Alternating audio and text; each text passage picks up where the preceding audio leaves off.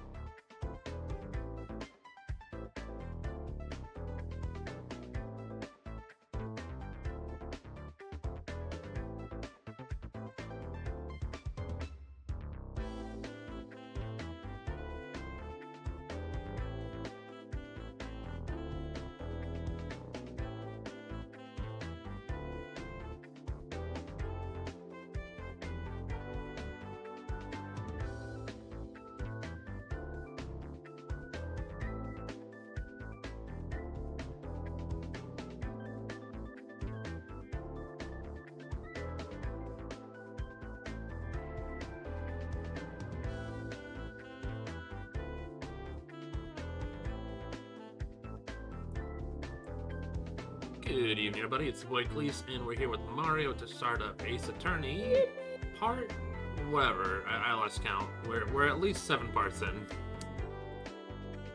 right, let's see. First things first. Hit that up. This is part 9, I think, of this game. Maybe. I'm looking at. Oh, you're right. No, I'm counting the part I uploaded last was 7. Next one will be 8. This will be 9. Yes. I should number them as I stream them. That'd make more sense. But making sense is on the dime is what we do on Twitch. Alright, it's a doozy, so we gotta just jump straight into it. March 22nd. Right. Oh, okay. Agent did it? That's what it looks like. Dude, no way. That woman couldn't do anything like that. Correct. In court today, there will be a mountain of evidence that will implicate you. A mountain of evidence? A mountain of evidence! I'm certain there's someone out there who's trying very hard to pin this whole thing on you. Please, Mr. Lawyer. Dude, like I said yesterday, I'm refreshing like a spring breeze, alright? I can't let any scandal ruin that. I understand. It's almost time. Mia, you must get a complete acquittal today. I know. I can't focus on my situation right now. Or Pearl's either. No matter what, I have to focus on Winn's case by the end of the day. Indeed. Well, let's get going. It's him. Beep. This is right. Good morning. This is it, Mr. Attorney. The day of the trial. Maya, she's unharmed, right? Well, when I checked on her earlier this morning, she seemed a bit, how shall we say, tired. Don't worry, people don't die that easily. Besides, what you really should be concentrating on is winning today's trial. For my sake, as well as yours, you must win today's trial. Which is why I sent you a little present this morning. Present? What in the world would you want to give me? Cookies! It'd be funny if it's like, I gave you a bag of Grandma's home-cooked cookies. Aw, thanks. You're not so bad after all. I gave you a hamburger. Oh, thanks, made out of Maya. You'll figure out at once as the trial starts, and even if you don't like my gift, I expect you to graciously accept it and win today's contest, if you so please. Wait. Kidnapper sent me a present. Mr. Lawyer, dude, who is that? So, I guess we'll find out later. I'll ask once we finish the trial on that part. No one. That has nothing to do with you, so forget you heard anything. Dude, did your nose just get longer? Yes, how did you know?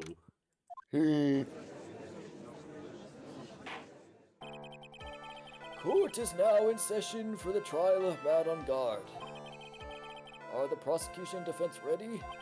Defense is ready, Your Honor. Yeah, she looks ready too. I say, Mr. Wright, what happened to Miss Von Karma? Did you kill her? I don't know, Your Honor. Why are you getting mad at me? Your Honor. Your Honor! Okay, fine, you can do it. Please be quiet, bailiff. Court is in session. If you must tell me something, please keep it brief. Now then, what is it? Prosecutor Von Karma has... This morning, Miss Von Karma was shopping and I got... What? Shot? Oh, is that our present? Somehow, I think this is the present that man was talking about. His present? What about his past? Miss Von Karma is one of the top prosecutors in the country at the moment. If she were to disappear, it would be to your advantage. This is totally insane. Miss Von Karma, is she insane? I see what you said there. Is she alright? I don't have that answer. She's alive and in stable condition. That's good. Whew. You're... I thought he'd show up. You're on the wrong seat. Oh, Your Honor, due to circumstances, Miss Franziska von Karma cannot appear in court today. I, Miles Edgeworth, will be taking her place. The prosecution is ready. Naturally. What? You're in the wrong seat. Your Honor, I did it again. Miss von Karma was shot in her right shoulder and is currently undergoing surgery. Luckily, I have looked this case over and am familiar with the details. The prosecution seeks to prove the guilt of Mr. Matt Ungard. It's a Von Karma tradition. The court acknowledges the prosecution. God, I love Edward's new theme. Mm-hmm. It is his theme, right? Yes, it definitely is. It is weird, because certain people have themes associated with them, but aren't necessarily their theme. Like, Ridley's theme is the Self-Destruct's theme, not actually his theme until, like, way later. Franziska has the same theme, but just like a little different. Yeah, yeah, this is his theme. Right. I finally found the answer I was struggling for on my long journey the past year. By the time this case comes to an end, you too will know the answer. Now then, the prosecution would like to call its first witness. Please bring Detective Gumshoe to the stand. You said that investigation takes place between 1 and 2, right? It takes place after 3. Oh, never mind. When does 2 take place? After 1. 3? I thought they'd be like Metroid Prime, where like they just neatly shuffle them somewhere. No. Witness, your name and occupation. Name's Dick Gumshoe, sir. I'm a detective down at the precinct. For now. For now? After this trial's over, I'm supposed to turn in my badge, sir. Detective Gumshoe. The prosecution has no need for a depressed witness. Lift your head and face forward like a proper officer, Detective Dick Gumshoe. Yes, sir. Now, let's have your testimony. If we want to explore the various facets of this case, we must start with that. Get ready, Phoenix. This is going to be one very rough fight. Yeah, you have to be with Edward as my opponent. The answer we're struggling for, huh? Interesting. Show me this answer you finally found, Edgeworth. Sad Bear man. facts. Yo, the bear facts, dang. They ain't taking it. This murder happened after the Hero of Heroes Award ceremony, sir. The victim, Juan Carrillo, was found dead in his hotel room. After looking at the cause of death, we believe it was definitely murder, sir. At first, we thought there was something suspicious about the empty guitar case. However, later found out the guitar case had nothing to do with the murder, or so did it.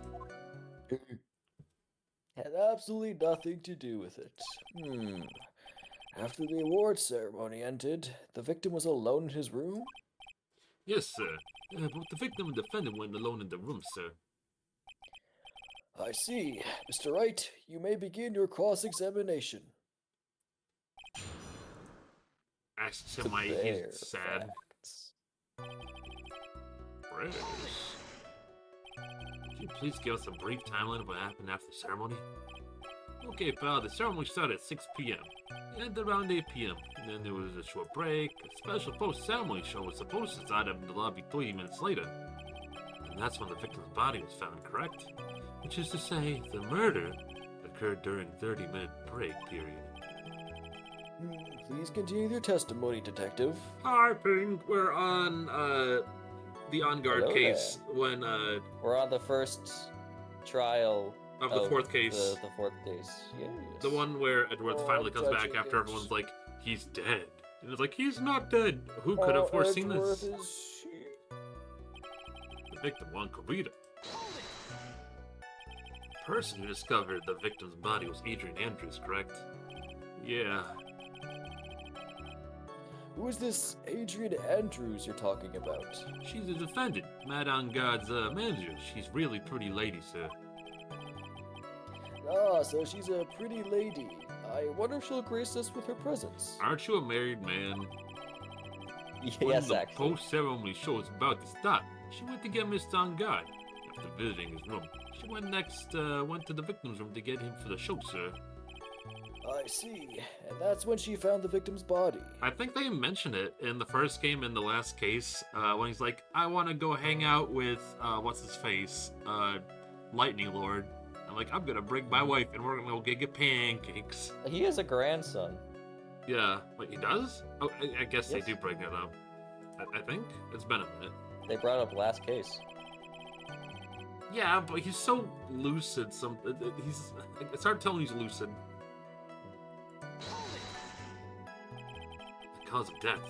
Wasn't that Mr. Credo was stabbed in the chest? Only a careless amateur would believe something so brainless as that, pal. Take a good hard look at the crime photo. Now, the real pro's attention would be drawn here to this bandana. Banana. Oh, banana. His, bandana, sir. That's a thing wrapped tightly around his neck, sir. Oh, banana. Oh, yes, I see his banana-scented bandana. I don't think he's well. And what about the knife? It seemed to have been stuck in the victim's chest on purpose after his death. We've a crafty murderer on our hands here. Autopsy report added to the court record. Autopsy report updated. Why did you think that? Because it was empty, pal. Jam Ninja doesn't go anywhere without his bright red guitar. If we couldn't find it anywhere to scene the crime. Oh, then how about this theory? Oh, no, not a theory from him. A fan really wanted the guitar and did the crime to get it. How's that? Thought of that too, but I think only fingerprints on the guitar case with the victims. What victims, huh? I see. So much for my theory then. But hey, that's just a theory. A judge theory. Court is adjourned. Everyone left, went home, got ice cream, except Judge, he's not invited. I'm convinced you had nothing to do with the case. I got that wasn't at the Gateway Hotel that night. Well then, where was it? Private guitar was eventually found at the TV studio. The victim, one Karita, had apparently only taken the case with him, sir. So you mean he forgot to put the guitar inside the case? Yes, sir. Even when he was on stage for the ceremony, he didn't have his guitar. That guitar case was empty even before he got to the hotel. Yeah, that's right. So it really had nothing to do with the case after all. Or did it? The case didn't have anything to do with the case. It was the case had nothing to case stand on. I believe that is enough. First, the victim was choked to death with this bandana. Then after the victim was dead, the killer deliberately stabbed him with a knife. Which brings me to my next point. Why then did the police arrest Matt on guard? Because there was no reason enough to suspect him. Here it comes. Looks like Edward's back in full swing. Very well. Detective Gumshoe, please testify about this matter. Yes, wet dog syndrome. Why arrest on guard? Why indeed? The swordfish is like, why me? Explodes. Whoa! Matt and God and Juan Carrera were huge rivals with each other. Each thought of the other's guy was in his way. That's motive enough in my book. As for evidence, this German ninja's bud. It's ripped off the ninja costume was found in Mr. Angard's Akama. The defendant's fingerprints were all over the knife. The defendant brought the knife to the crime, which makes it a premeditated murder. So the defendant's fingerprints were found on the knife used in the stabbing. It was sort of sticky on the handle, so the fingerprints came out pretty clearly, sir. It's sticky. Disgusting. And there's the button. That was found in the defendant's clothes, was it? And this button is also covered in blood? Yeah, we know how the blood was got on him. It's the victim's blood, sir. All of this points to very clearly to the defendant, doesn't it? Yes, most certainly does, Your Honor. Ready to give in yet, right? Well, I'll find the hole in the argument somehow. You can press as hard as you like. Just hurry up with your usual pointless questions. Press. You gotta press. Something about being rivals. In terms of popularity, Mr. Angard won, didn't he? Yeah, but you know what's ironic, pal? Margarito was always one step behind Mr. Angard and everything. You see, it seemed like he'd finally got up, ready for the big final showdown. Mr. Kurita lost the Grand Prix in the end. That is too bad. He must have been pretty downhearted after losing.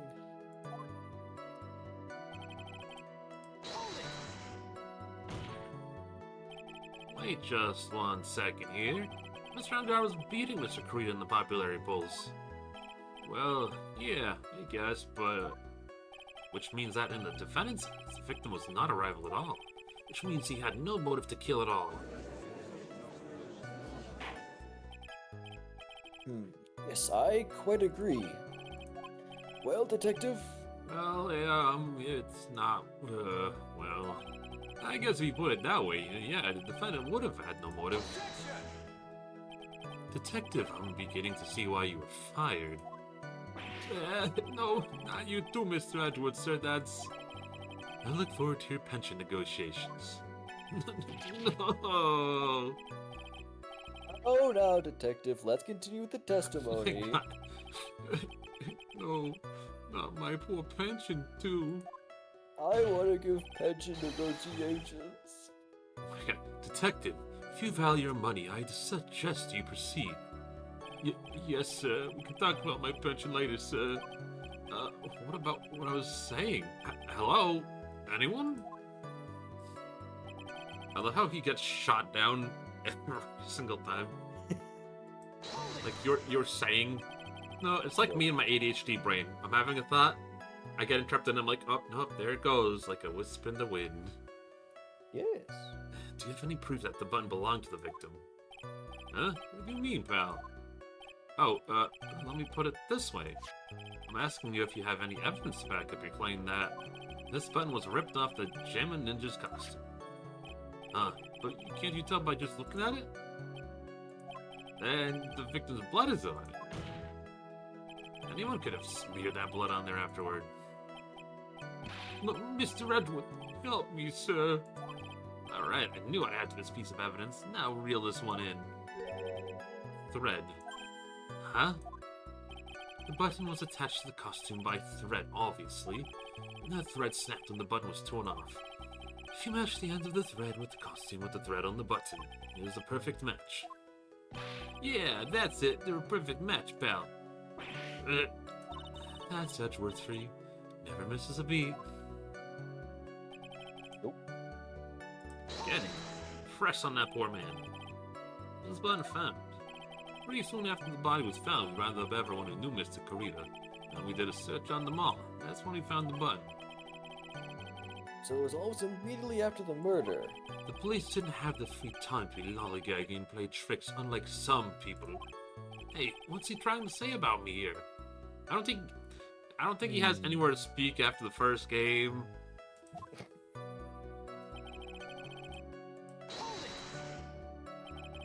With fingerprints arranged on the knife. Huh? What do you mean, pal? Examining the fingerprints, you can determine how the defendant held the knife. For example, did he hold it normally or overhand? Oh, is that what you mean? Well, man, I actually think of that. I can't believe this bumbling, the bumbling of this department. Hopeless. I can. Are you paying attention to the testimony, right? The defendant's fingerprints were all over the knife. There's no way to determine how the knife was held at the moment of the murder. So is the defendant the owner of this knife, then? Yeah, did he bring it with him from home? Yeah. It's a custom-made knife. Yes. There's no way this was a premeditated murder, even if he brought the knife. Sorry, pal, this ain't some pocket knife. It doesn't fold, so it's not great for walking around with either.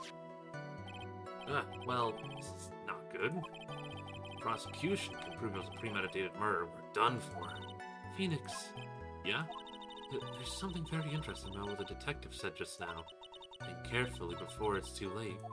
A button covered in the victim's blood, and a knife with Onguard's fingerprints. Be grateful if the judge were more rash, he would have already pounded his gavel in closing. You're still in a world of trouble. Not before any battle, you must find your enemy's weakness. So let's find the weakness in the testimony, no matter how small it may be. Okay, Phoenix? I have a rash. That is something he'd say, actually, like, genuinely.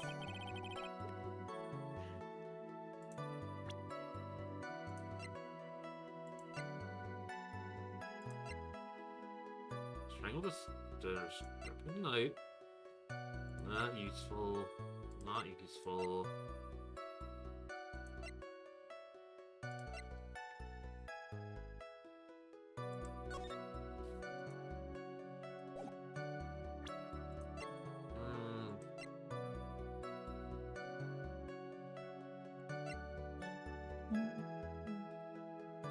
Wait. The defendant bought the knife for the crime, which makes it no, it literally has Gatewater there. Objection! There you go. I'm like, are you guys silly? I know they're bumbling, but like, that's such a... You should have... Oh, never mind. No. Wait a second. Gumshoe we're talking about. Yeah, well, you can shit on Gumshoe. That's fine. He's a silly little funny man doing his daily job, making ends meet. I'm talking about the rest of the department. What? This is the police we're talking about. You know, fair point. So the base of your argument is that it's premeditated murder. It's simply that. My client brought a knife beforehand. That's right, but the defendant did not buy this knife. Take a good look at your handle of the knife, and you'll see what I'm talking about. It has a Gatewater seal set into the handle. Gatewater? I think I've that name somewhere before. That's the name of the hotel, the Gatewater Hotel? Oh. So about your pension, it's gone, evaporated, reduced to atoms. Your pension is guilty. The murder of the knife was actually property of the hotel, which means this murder was not premeditated. Yes, that is very true. This is very big. What is it, Mr. Edgeworth?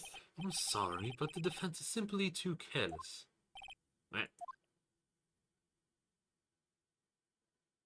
Not that wiggle. I think whether the crime was premeditated or not has already been determined. How so? I admit this knife is hotel property. There's no one currently on the police force that is dumb enough to realize that. But I did. The question is, where did this knife come from? Why, that's obvious. It came from the victim, Mr. Creeda's room. Sorry, Your Honor, but that is incorrect.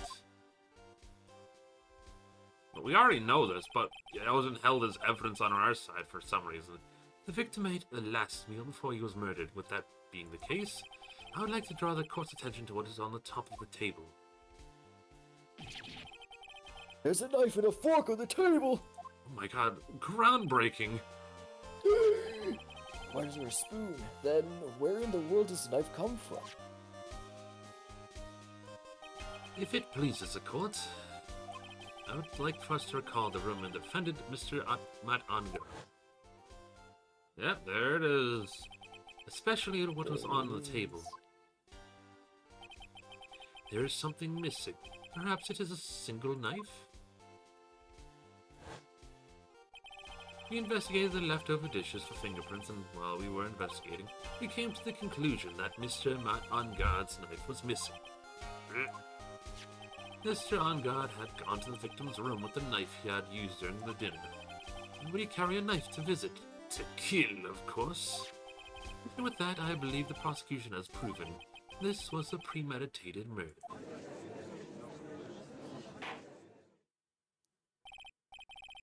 Amazing, Mr. Edgeworth. Absolutely brilliant. A brilliantly clear deduction. Unlike you, Mr. Wright. Ah! It seems like Edgeworth had this plan from the very beginning. This must be one of those traps, and I just walk headlong into it. A murder weapon with fingerprints and a button from the victim's costume. There was quite a sizable amount of evidence here. I can safely say that any further deliberation is a waste of your high honest time. Although, I wouldn't mind if the defense were to present evidence not yet shown to the court. Evidence not yet shown? It means evidence that the court hasn't seen yet. In other words, new evidence. Yes, that is what that means. What does the defense have to say about this, Mr. Wright? Well, Phoenix. The judge is favoring the prosecution right now. If we answer with something wrong here, the gamblers will be bringing out the sound of our defeat. Mr. Wright, do you have something important and necessary to present to this court? Yeah, obviously. There's one piece of evidence that catches my attention. Something that this court has yet to see. Mr. Wright, I will say this one more time. I do not feel this trial needs to continue at all. However, I'm giving you one chance, and only one. What the judge is saying, right, is don't try pulling one of your usual bluffs here. My goodness, this opens curtains for all of us. Oh my god, that's... Now present one and only one piece of evidence. Now then, what is this important evidence that you must show to the court? I feel like, they stole my bestie. Ooh, here's the world's smallest violin. Well, we can't... Modest camera would be one of them, but,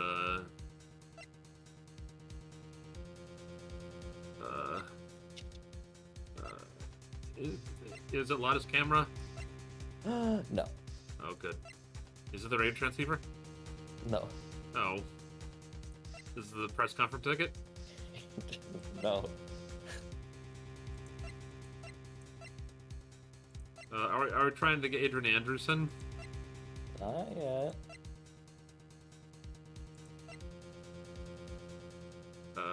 Is it the magazine clipping? I don't think that's what they're looking for. Panic. Drink iced coffee. Panic attack.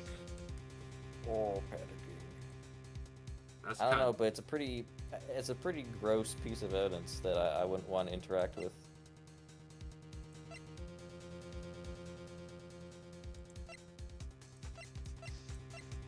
I wouldn't want to interact with anything that belonged to Lotta, to be fair. Well, would you want to drink it? Is it really the tomato? Is it really? Maybe.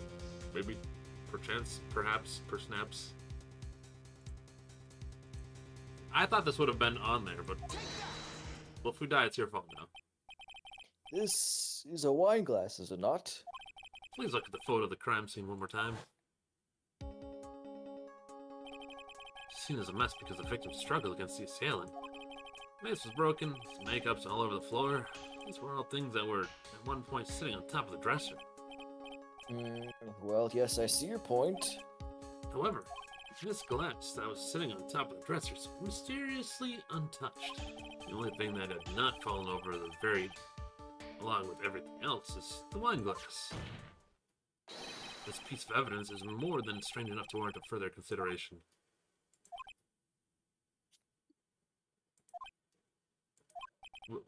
Well, what do you all have to say? Well, yes, it is a little peculiar. Yes, isn't it? I thought it was. You can stop looking at me with those puppy dog eyes of yours now. I wish I had Pink got those little big skitty eye emotes that I'm like yes. Oh, like the accent, yeah. I Mr. need Edgeworth? make one of those with Nick, please. Oh, That'd for be you, amazing. yes. Well, that too. I need an emote for Nick and Edgeworth. Your opinion? You don't need my opinion, because there's no special meaning to that glass. Wow. It's safe to say that the glass was set there after the crime took place. By the person who discovered the body, Adrian Andrews, for example. She could have easily been so shocked that she set the glass down without thinking. That does sound very plausible, Mr. Wright. Could Miss Andrews have really set that glass down without thinking? No, there's no way. Yes. I appear weak here, the trial's over. I can look for my proof later. For now, she'll at least trust me at second point with certainty.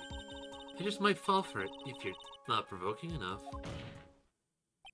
The defense would like to challenge the prosecution's theory. They would like to see something that proves it was Miss Andrews who set up the cup on the table.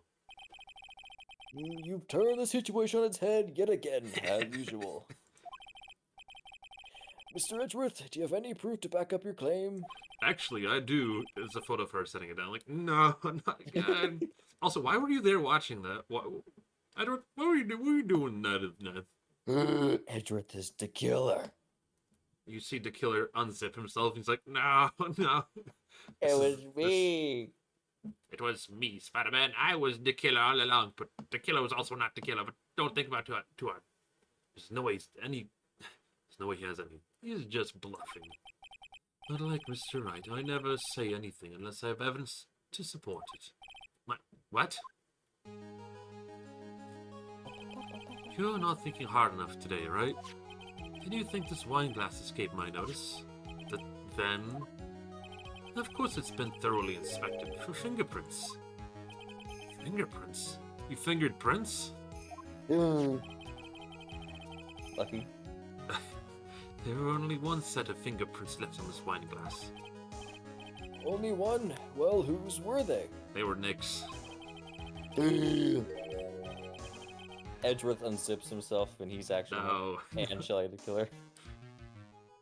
It's just like, what was it? Oh, spoilers for Dual Destinies. I'm pretty sure that's the thing that happens, but it'd be funny to imagine it. They were not of the victims nor the defendants, rather, they were of one Adrian Andrews. What? Wine glass updated. That's why I said the person who had discovered the body had left it there. Are we done here, Mr. Wright? I can't believe I fell into another trap. Miss Andrews is probably holding the glass when she went to see Mr. Carino. Upon seeing his dead body, she was stunned. Set the glass down on the dresser. What you just said makes a lot of sense. Tisk, tisk, tisk. Now do you see right? You can't change any part of the scenario as it explains everything all too well. I thought long and hard this past year about what it means to be a prosecutor. From here on out, I will show you the answer I've come to discover. Wait a second, Mr. Edgeworth. I think the prosecution has provided enough evidence for me to enter my verdict. Unfortunately, I cannot allow you to pass judgment yet. The prosecution has yet another witness we would like to court to hear from. Another witness? No, not when the old bank. Anyone but her. Yes. Bailiff, please bring in the next words I can't say because PG-13. Or actually not PG-13 channel, but it's funny that way. What in the world is Mr. Edgeworth thinking? Good question. And nothing at all. That's gotta be illegal. Now then, witness, please state your name and occupation. I forbid. Witness, your name and occupation, please. Gotcha. I wonder what happened to the coffee poetry ad earlier. Oh, Angie boy, it's been what, a year since we last met, hasn't it? You should be more happy to see me. I saw the report with her testimony, but who knew that under that helmet, it was the wicked witch of the witness stand? I tell you this time I know what I'm supposed to do, so today I'm going to tell you everything and anything. Even things you don't have to do at the time of the crime. Miss Witness, that terrible crime is all the court needs to know. Or wants to know.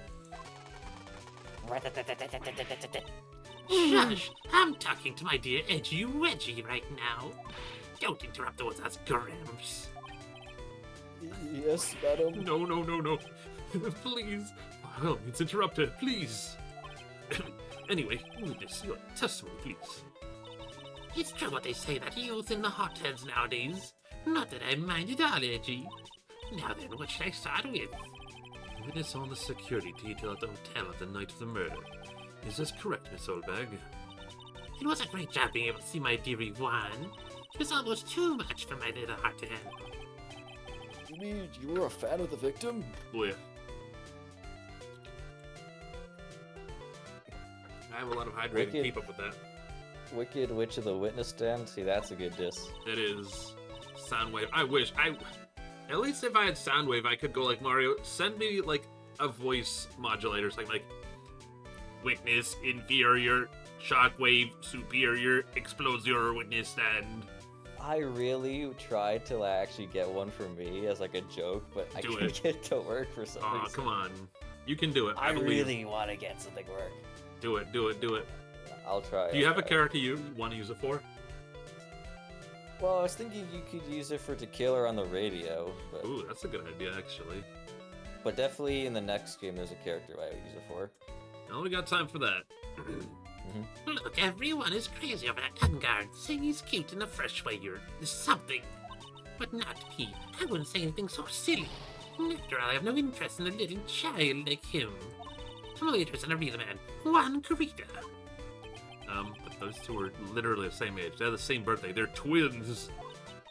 Anyway, as I was saying, I was pacing in front of the room that night. Very well. Please tell the court what you witnessed the night of the murder.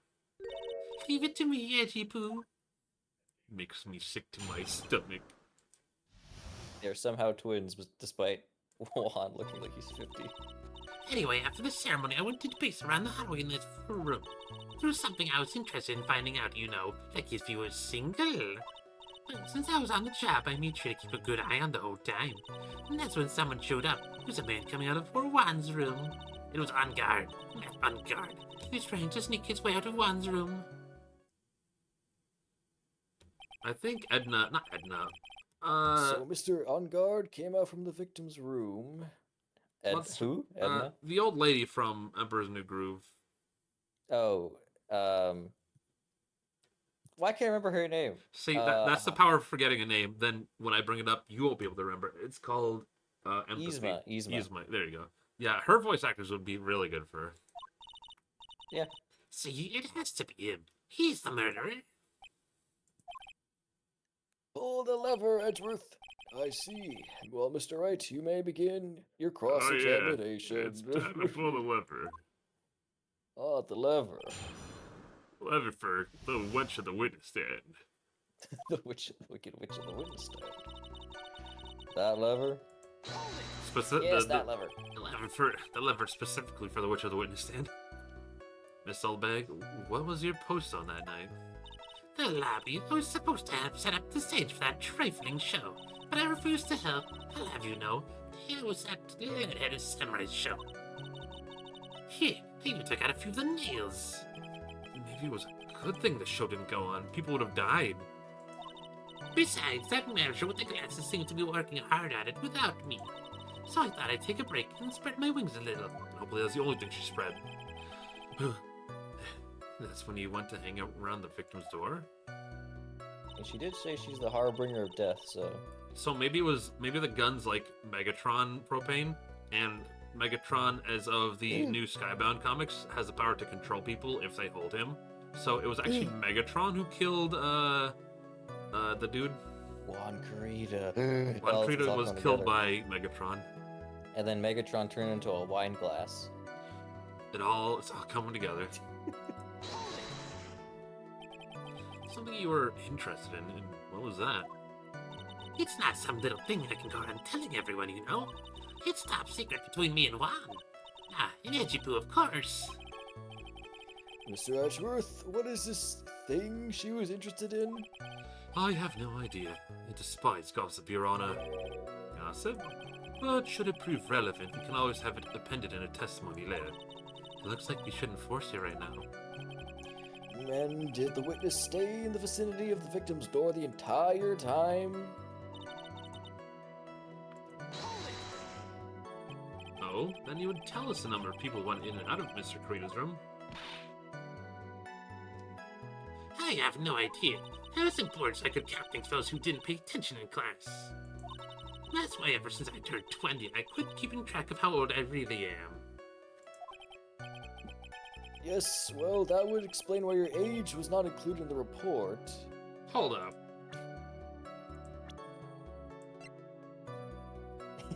That's missing a question mark or two. Propane, you can make fun of my vampirism all you want that I don't have, but that lady is a vampire. She is an ageless demi-fiend. And the harbinger of death, yes. In any case, as she said, the witness saw someone, correct? Joe Mama. I saw Joe Mama. She was so wide she couldn't fit through the door. Oh! And then everyone fucking just buzzers go off. Who's this Joe you're talking about? Has there ever been a Joe Mama? I feel like that's a really easy, low-hanging fruit for a character name in the series. No, well, there's a first Joe, name, I think. First name Joe, last name Dada. What in the world was that? I'm not allowed to say. This sort of information has been carefully guarded from the masses, Sonny. The man that came out of Juan's room. He was... Yes, he was. I'm too scared. I can't say his name. Not out loud. Oh, what I wouldn't give to have Francisca's whip right now. She can whip old back. I guess I can tell you since he was such a bad boy anyway. It was on guard, not on guard. I like how she's like, Ooh, I couldn't. I shouldn't. The name of the person who couldn't be named. it was Matt on guard, by the way. Wait, oh, wait, I meant to press the last one. Blip, blip, bloop, blip. Press. These buttons need to be a bit bigger for me and my tiny baby mouse. You could just press the keys. No. That's easier to use. Oh, you know what? I like the way you think, funny man. You saw my client? Are you sure about that? Yes, see? Really? Who says that? Who in the world says yes, see? I do. Annoying, Brad. When I saw someone, I saw that person. I got a sense of deja vu. To avoid a repeat of last year, I should delve into this a bit further. As a carrying person's clothes. Please, tell me the report about the man's clothes in more detail. What troublesome man you are. Really, as if something like that merely matters. It does. Now, what was it? Oh, yes, it was that thing. What? That gaudy thing you always wear. That racing jacket. Yeah, he was wearing that in the detention center, too. Nothing Yeah, but for it's nothing like but... totally wicked, dude. If only. It's more wicked than the Wicked Witch at the witness stand. He then zapped her with his cool Kamen Rider watch. Rat-a-tat-tat-tat-tat. Just like that. And then everyone cheered. Yippee! That thing's meant for nothing but seducing women out of their interludes. Men. Right. So, Mr. Wright, was this testimony just now important or relevant in any way? I guess it wasn't really that important after all. Mr. Wright, do you know why we say time is valuable? If not, I suggest you learn. You've wasted 3 minutes of this woman's youth. That's more valuable to gold than me. I suddenly feel old in the presence of her childish whining. Okay, so it wasn't the outfit. What about the mask?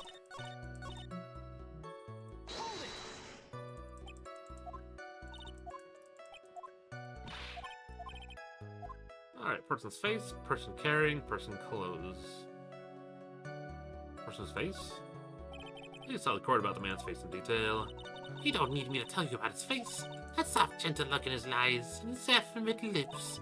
He's right, covered by his silky hair, his sparkling, shining teeth. His teeth were shining? Well, he's shining all around this week's pinup poster, dearie. This week's pinup? Why do you... I mean, I don't care how he looks in this week's issue. Please tell me what you saw that night. But Adgard's face is all the same no matter where it is, you know. You whippersnapper.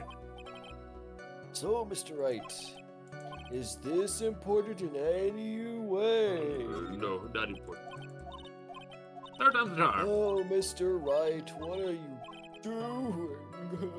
It just seems I don't want to hear aging. this wicked witch at the witness stand anymore. She might curse me. I don't want to talk in her voice anymore, Mr. Grandpa. There's no place like home. I can't wait till we get There's no Lotta, place and like then you home. can be the crazy one. Okay. Oh, well, Lotta's not. Lotta doesn't testify. Wait, really? Oh, not today. Nope. Or at Not all. in general. Oh, wait. all. Oh.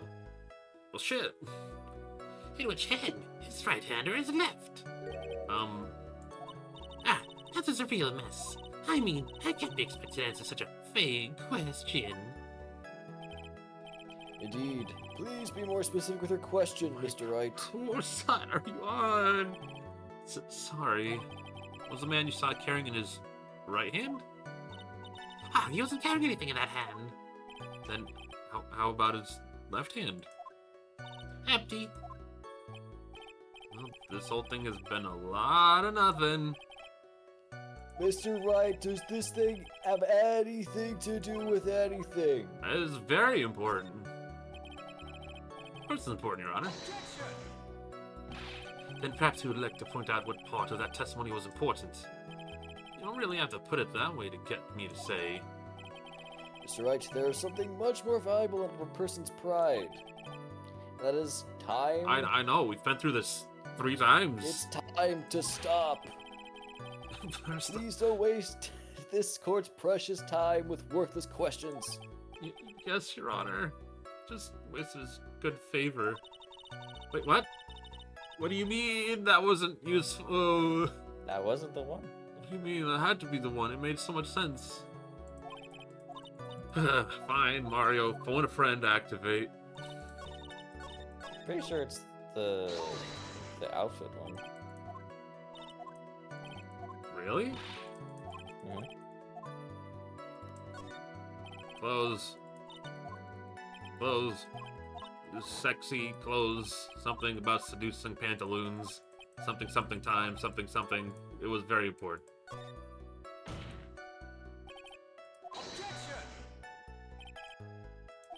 Don't you see it, Edgeworth? Your Honor, I request what the witness said about the jacket being appended in her testimony.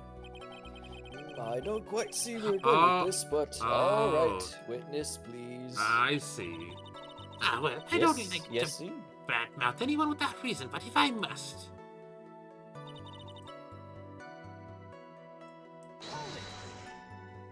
Are you sure the defendant was wearing a racing jacket? What do you think? It's not like I've seen him in anything other than that horrible thing. I'm sure he's wearing it. She's so sure of herself that she just had to point to self-absorption. And now you have to present the bloody pin, right? Wait, no! Wait. You should probably save first. Oh, that sounds like I'm wrong.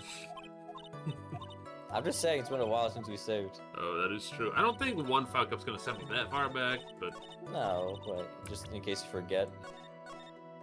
Because there are a lot of instances in this case where one mistake equals game over. that's fucking diabolical, like the last one. I'm like, evil. There's no reason for that. Like, I get it as a gameplay mechanic, but as a you're wasting my precious time and I just have to click through 2 hours of dialogue mechanic. Time is time to stop. This There you old go. bag. What? Don't say my name for no reason. Don't you know what this is? Ah, it's button number 2 on the Gemini Ninja's costume. Now I know she's obsessed fan. She identified it in a single glance. Give it here. Give it here. If you don't give it to me, I'll punch you with this. Wow, she really is a diehard fan to want to see a button covered in blood. This button was discovered on Mr. On-Guard's body during a full body search. See? See? This button proves beyond a shadow of a doubt it was that rascal on guard. He was caught up in the pleats of his nickel samurai Kahakama pants. See? See? An on guard is a nickel samurai. Witness? Now, it may just be me, and I do have an active imagination, but just now, didn't you say that the defendant, Matt On-Guard, was wearing his usual racing jacket? I'm so sorry. Sorry that you judge people based on what they wear. If I wore these trendy dress, maybe if you'd been standing by I was ridiculous looking after, you'd agree. Sound as hideous, right? You got a tape recorder stuck on my chest. Let me tell you, it's heavy, so heavy. I shouldn't have to switch CDs years ago. Did you laugh at these kids out there? Hard to my face. Understood? Now, take a look at the mirror. Here, close look about his interesting documentary and clear it. You can take it from AA2. And he's got style. I'm surprised I kept Yeah, you up got with that most as of well. it. Yeah, you got most of it. Good job. I think you slowed Now down. hold. Now hold your tongue still there for 1 second. So what you saw in actuality was not Mr. On-Guard, the man, But Mr. On-Guard, the beast. but Mr. On-Guard, the nickel samurai. Okay. Again. What do you think about it? But when you think about it, I did the exact same thing last year. They barely one and the same anyway. Ah, you made the same mistake as last year.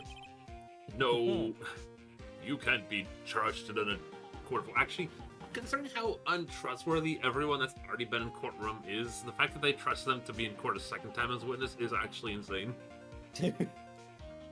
Whistleback. Wow, it'd be crazy having a third time. I couldn't imagine that. This is a very important point we're talking about. Edgy Poo, do you think so too? Well, it might be something worth considering. Just say it's important and agree with me for a change. Witness, think carefully and try to remember as much as you can before you testify. Alright, if you insist. I should be the one sighing, not you. Who I saw. I am all I am. On guard. On guard. Yes, now we remember. Nickel Samurai. That's right, that was a Nickel Samurai saw. Yes, it would have been convenient for him to wear his costume during the murder. I had to go that post-samurai stage show now, right after the crime, you know. So he must have worn that Nickel Samurai costume when he was stabbing poor Juan. Didn't we just clarify he wasn't wearing the costume? I knew it. I knew you'd say he was inside that costume. What? Did you think there could have been someone else inside the costume? Don't be a bad little boy. Thinking such things is rude. But the possibility does exist. You just did the same thing last year. Yuck, it's today. I told you, there's no way it was anyone else. You said that last session too. How did you know that? Like, it's not like the same thing happened last year. Because I like racial stereotyping. I'm old, don't you know? Oh, okay. Yeah, I'm old too. I get that. And what I say is the truth. At least she's just a delightful witness as she was a year ago. Mr. Wright, can you kill her? Right behind Arby's. Or was it Wendy's? Maybe it was Waffle Can you House. give her a few rat-a-tat-tat-tat-tats? I'll see you in Ultimate Marvel vs. Capcom 3. Because we won't get another one. Marvel vs. Capcom Infinite doesn't count. Would you please get on with your testimony? What's your language, young man? What sort of tone does it take with an elder? Your youthfulness isn't what it used to be, so you should forgive me for everything. If you keep on barking at me like that, I'll start singing at the top of my lungs. What? A striking figure by the sea, standing alone is he. He's a Nickel Samurai. He's actually singing? Oh, someone please help my poor ears. Mr. Edgeworth, can you kill her? Also, can you please do something? He's like, Gumshoe, please take her back. I'll talk about your pension later. Witness, I'll give you a piece of... Execute Order 66. No, it's Order 67. Or 66 already exists. 67. Witness, I'll give you a piece of gum later if you're good and stick to just the facts. Okay, you promise, right? Right. I'll be sending the bill for the chewing gum to your office. What the fuck? What the fuck? Remind me to send you a thank you note later too, Edgeworth, you old chum. Edgeworth, old chum. They're fucking delusional. This case is sending them actually insane. They're like slowly losing their minds, and I love it. Be a little more careful with your testimony, please. Long ago, you said that he was wearing his racing jacket, and now he's not? Not too long ago. Then let me ask you this. When you were a little itty bitty, what's your grand dream? Huh? What do you want to be when you grow up, whippersnapper? A dream, huh? Well, I wanted to be a Judge Wagner, hero of public court. So what? See? And look at where you are now. You're not Judge Wagner, are you? Well... What I said earlier. Who puts any weight into things like that? He's now everything. You can't be held responsible for the past. Since when did court become theatrics over testimonies? All that matters is that man was inside the costume. Isn't that enough? Oh, hey, I got the achievement for it. Judge Wagner, oh yeah. Press, it was the Nickel Samurai. Wait. Hold up. The achievement get. I'm surprised I got that. La-di-da-di-da-di-da. Press Oldback's claim it was a Nickel Samurai that I saw. Wait, really? Yes. Oh, that's what I just did. I'm so. Oh, what? Nickel Samurai. Ow, thanks. I pressed everything, so I feel like that's. Wait, only 16% of people got that. Why are some achievements on Steam so low? It's my. I don't know. Yeah, like for some games, they're just really low. It's like They bought the beat game, and opened it. Only 30% of people, only 30% of people who bought the game have beaten the game. That's like 30 million people buying the game, and then like just not beating it. No one plays it. Or you'd have to open it for it to count, but yeah.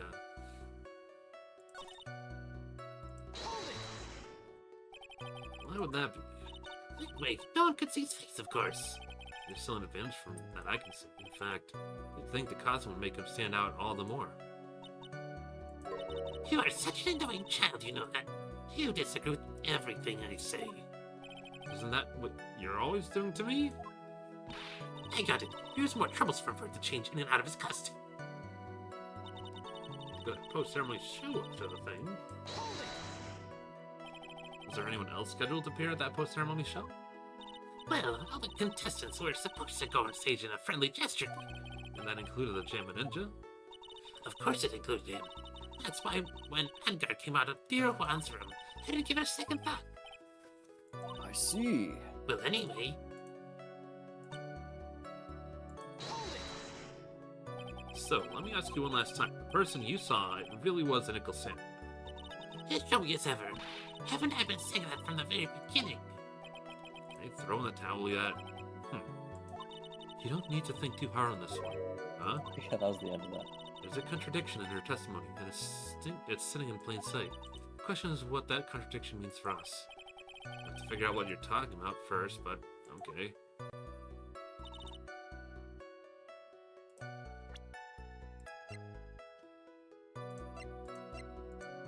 On guard. Yes, now I remember it. Hits her with a fire extinguisher and she forgets.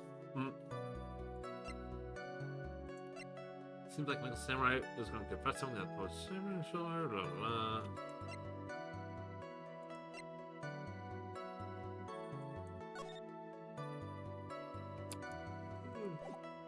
He said he'd be straight to Triple Z land. She's casting a spell on you. Doesn't have to do that shit, just open her mouth.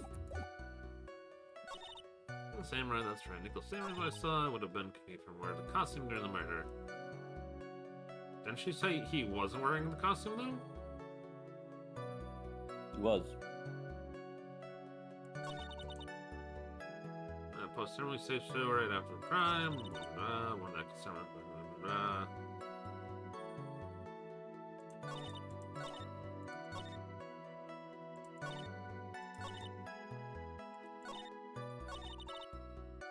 Every time she speaks, I feel like I'm losing brain cells. Oh, no, wait a minute.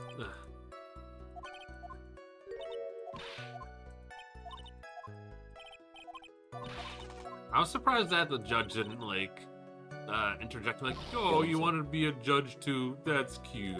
Look at you now. Oh, you want to be a judge? Oh, guilty. Only I could be the judge. Maybe when you're my age. Maybe when you're the age of question mark.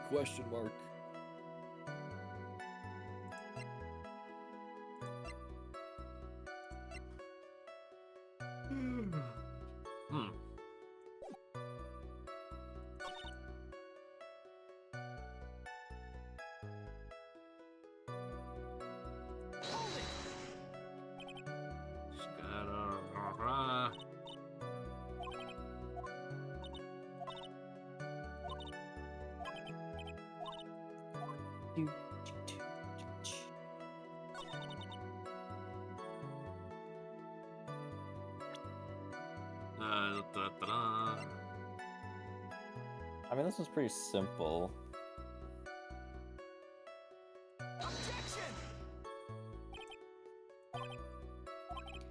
I don't see anything. Oh. Did you just present like a slip of paper? It's a really nice slip of paper.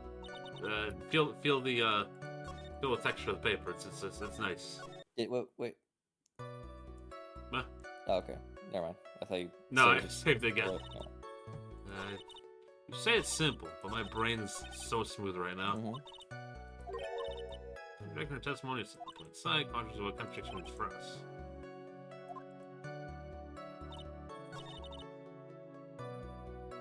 Need a hint? Yes. Alright, all I'll say is fingerprint.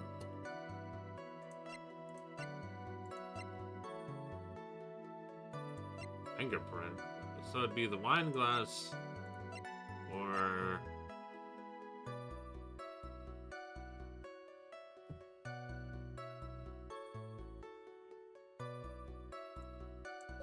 the samurai.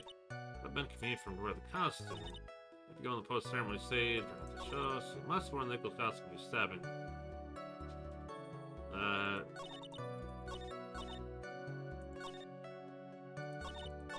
So it's tomato juice is what I'm getting at.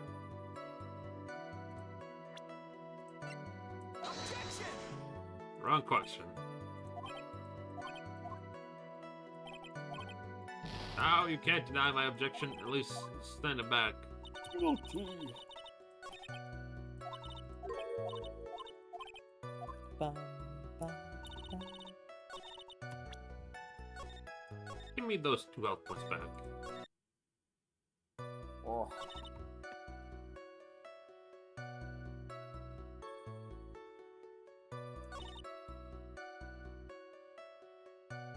Oh, 2 health points. Ah! Okay, fine. Very important health points. Soul points.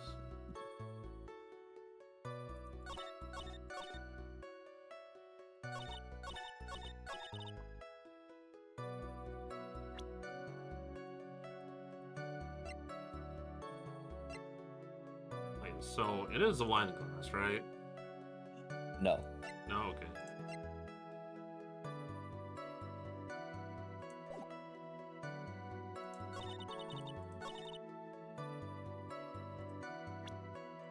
Now that's the only thing with fingerprints. Heh? Mm-hmm. Yes. Take a look at this. See, that's a knife, big deal. If you're trying to scare me with that, I'll have you know it won't work. Oh no, it's not my intention at all.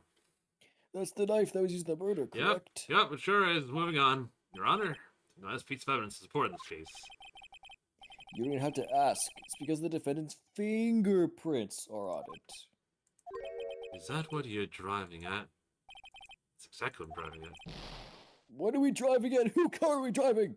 It's Edgeworth's, because it's been impounded for murder evidence again.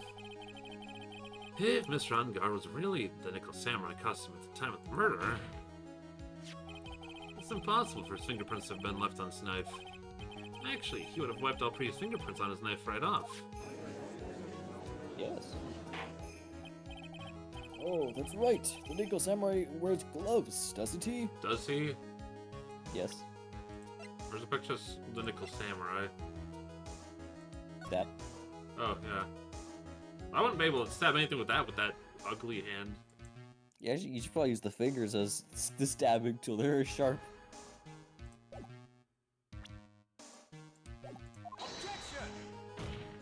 He probably took his gloves off before he began the stabbing. Why would he do something like that? To leave his prints on the weapon? There's no way he'd do something like that. He might be an airheaded himbo, but like... However, there's one possibility, and let's hear your possibility. It's very simple. The defendant went to the victim's room while in costume as a Nickel Samurai. At that time, the defendant held no intent to murder. He was probably just going to relax and talk with the victim about the stage show. Which is why he took his gloves off. But the murder still did take place. It's well known that there was bad blood between the defendant and the victim.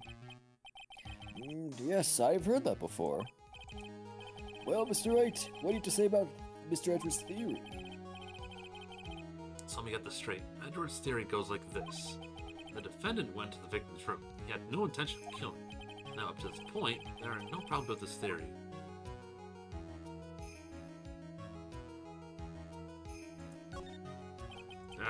Can't seem to reveal the problem with this theory. I feel that Edward's theory stand, and we're on our very large step closer to a guilty verdict. Court record again. Take another shot at it. Right, please make your statement. There's a contradiction. Obviously. Obviously. This theory contradicts something in an earlier testimony. But what are you blabbing about? For an argument's sake, let's suppose Mr. Edgeworth was the killer. If Mr. On-Guard was the killer. Mr. Edgeworth the killer, guilty! Oh, sorry, I know we just got you out of the last one, Edgy, my boy, but if that's the case, it isn't possible for the killer to have gone to the victims without intent.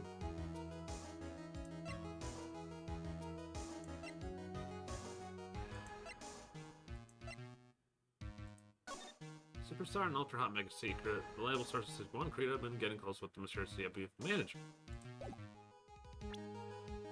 Present. Naturally, point to the one piece with the least value, but with such vigor. Enjoy your youth while you hang. Communities can't live forever, neither do lawyers. You sure like to think of you can bluff your way of things, don't you? What do you mean? A certain object shouldn't be at the crime scene. A certain thing? What certain thing? Argument's sake. Blah. Let's assume that Mr. Edgeworth is the killer.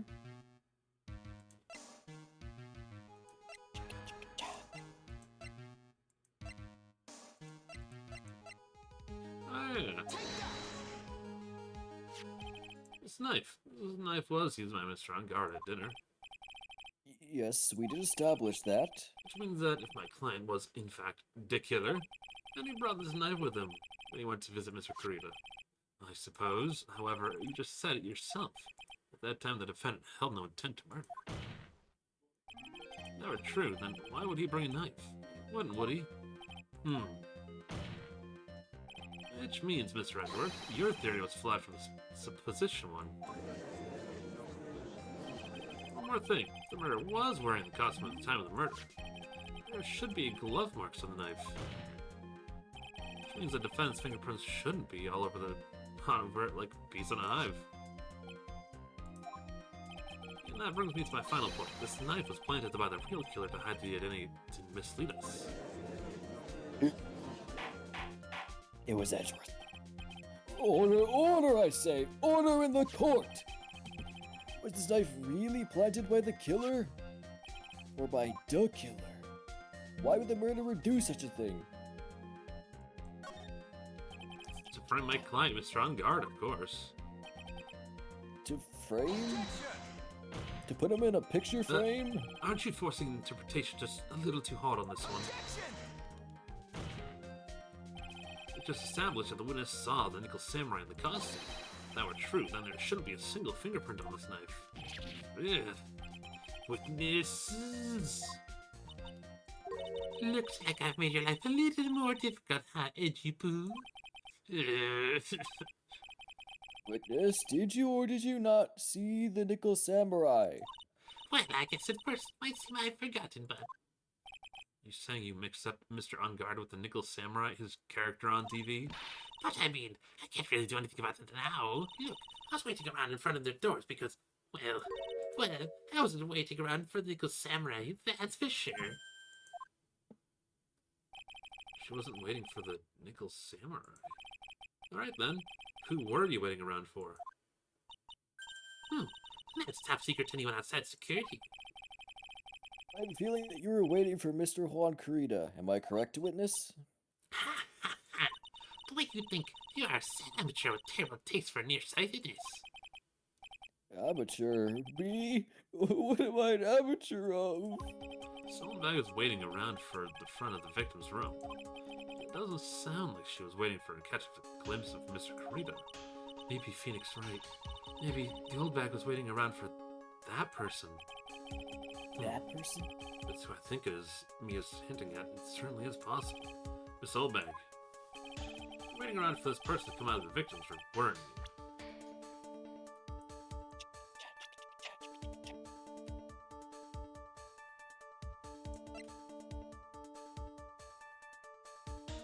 Wait, what? Was... You wait for Edgeworth to come out of the room. Wait, was it Mr. Powers? No, that's impossible.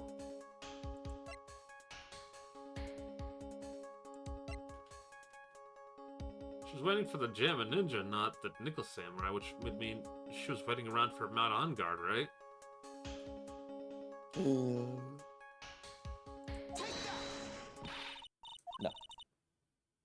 She could have waited around until the next century. That would have never happened. Ouch, busted. You two, what do you think you're flirting in my courtroom? I watched my 2 health back. Yes. Blah, blah, blah. Yeah. Remember Nickel Samurai. Present, knife, present the evening. Fast forward, chat.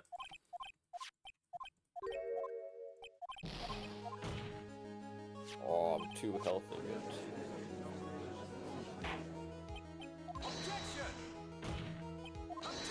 I like hearing them object each other. Hearing them clash over and over again reminds me of Risk of Rain. I'd like to play Risk of Rain mod again.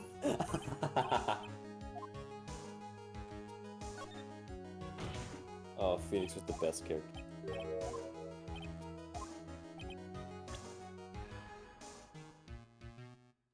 Pause for the killer. We got in the room.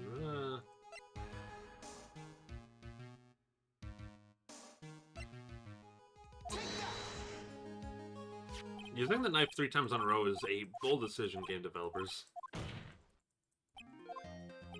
There's a lot of these in this game. I hate when games make use of piece of evidence multiple times. Like, I don't hate it, but it's like when you're taking a test and you have like 6 C's in a row on a multiple choice quiz, and it makes you think. That's really a good analogy, yeah. It's right, and you know, sometimes you're like, it makes sense, but at the same time, I'm like,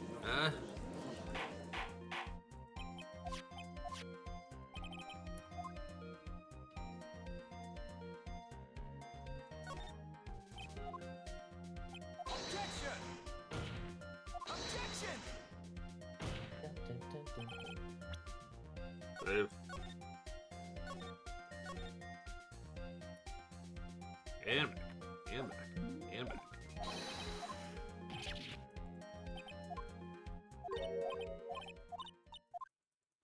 Alright.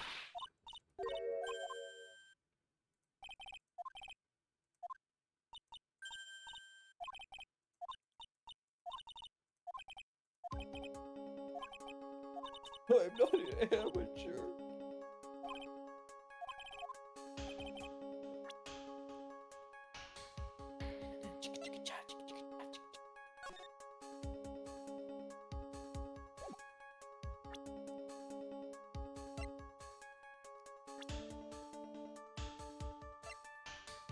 She keeps saying she's obsessed with waiting for Juan Krita. And that's the answer you'd think. Just said it wasn't Juan. So therefore it'd have to be him. Oh. Okay, well, no. I thought that was a silly guess.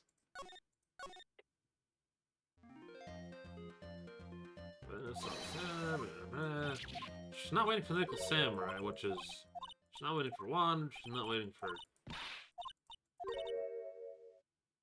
She does follow gossip, that's what I'll say. Wait.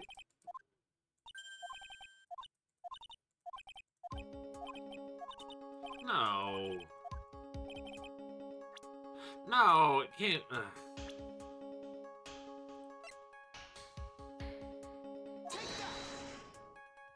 Huh? It can be, though. Who is this person? Game. Game. God. This is Adrian Andrews, Mr. On Guard's manager. Why would the defense manager be in the victim's room? It seems that this is a release rumor in circulation, Your Honor. Oh, this is juicy. Well, I see. Just seems to be really into the article, if it can be called such a thing. Now this manager with the initials AA, are you saying it's Ace Attorney? Adrian Andrews. Yes, Ace Attorney. Without a doubt, Ace Attorney. The witness thought so as well. Looks like you found me out. Man, that's fine. I can throw away this whole sword to confidentiality stuff. Witness? What in the world are you? Watch out, Phoenix. I've got a bad feeling about this. A very bad feeling. I got some information, some very secret information from a certain source. So what I was doing my own little investigation, in secret, of course. Oh. What for? Yo, we need old bag investigations. That's the No, spin-off, right? no, anything else, please. Even, I'd rather play an Ace Attorney game except you're the fucking ball dude from the first case of every game defending someone. Mike Meekin's investigations. Oh, somehow you make it worse. Stop. Stop. Oh. Yo, Mike Meekins and Wendy Oldbag's his female assistant. Wendy Oldbag's and her trusty assistant Mike Meekin's out there crushing crime. I'm Mike Meekin it. Yo, I got my own game.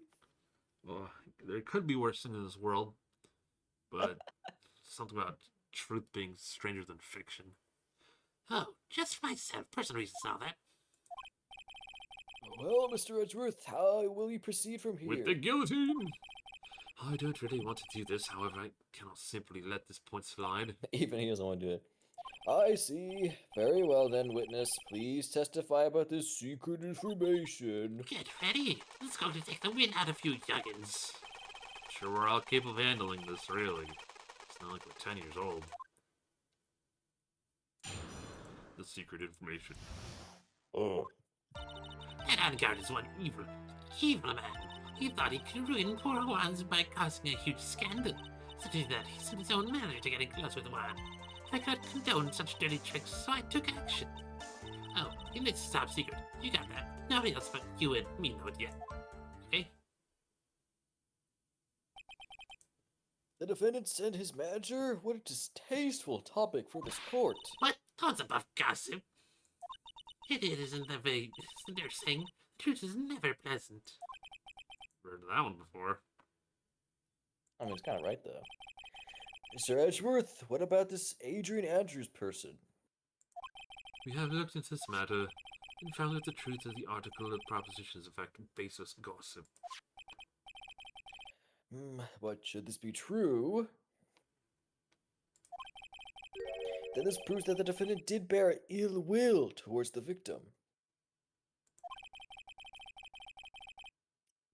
So, this means I have to smash this rumor once and for all. Now then, Mr. Wright, you may cross-examine the witness. Be careful, the old bag seems rather excited right now. That's right, I'm so excited. I've got nothing but your average foul-blooded youth. Well, as the old saying goes, you gotta burn old bags with fire. Yo, even Phoenix wants to kill her. Let's go. Fire up the afterburn and just hit the highway into the danger zone. Hey, wait, no, yeah. Keisha, you're right. She is a vampire. We gotta burn her. Someone get a wooden stake. Is that... Every time we've seen her, it wasn't during the daytime, or it was definitely undercover. Like, even when she was in the hut to make people go into the studio, she was always not. She's always in the shade. Those things in her hair that isn't like pins, that's blood. You can't say something like that without proof. That's just slander. But it's true. Slander spoken. That woman is getting intimate with poor Juan. Look, it says it right here, doesn't it? Manager to the stars, Miss AA.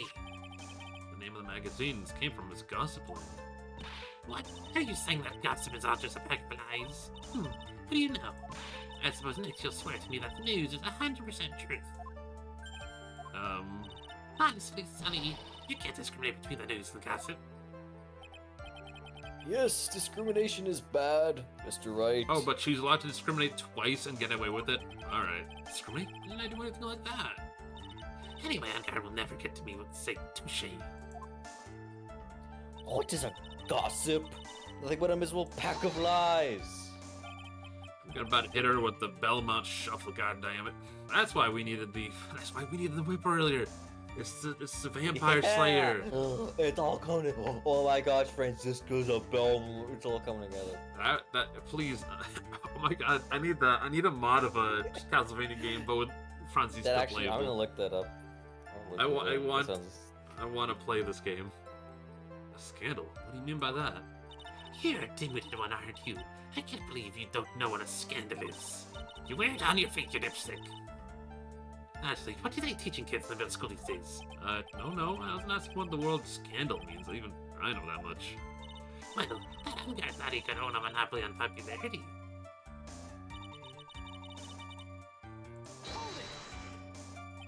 You don't have any proof that Mr. Ungard did such a thing. You must be suffering from shock. The shock of hearing the truth. And now, since you're so much in shock, you can't do anything right. You're right, I can't do anything, but boy, do I wish I could do something about you. Alright then, Sonny. Show me what you got. Show me what you got. Show me what you got. Show me. Can you show me proof that Ungard didn't bear any ill will towards Yuan? Do I have... Decline offer to resent. I don't have anything to offer. See, just like that. You were lecturing about things without proof. You're just giving me free pass to say whatever I want whenever I want, city boy. Me and my big mouth. And that's the way the cookie crumbles. For you anyway. Well, I found this art where she's holding the Belmont whip.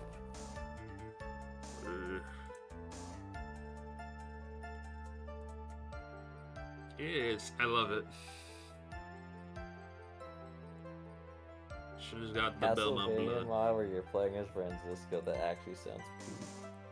We need more Ace Attorney spin-offs that aren't just point clicks. Her dad does look like a vampire. That basically makes her, what, Alucard? Alucard? Oh my gosh, it's all coming together. Wait, if she's Alucard, what does that make Edgeworth? Kid Dracula? Yes. Wait. Only Castlevania was owned by Capcom.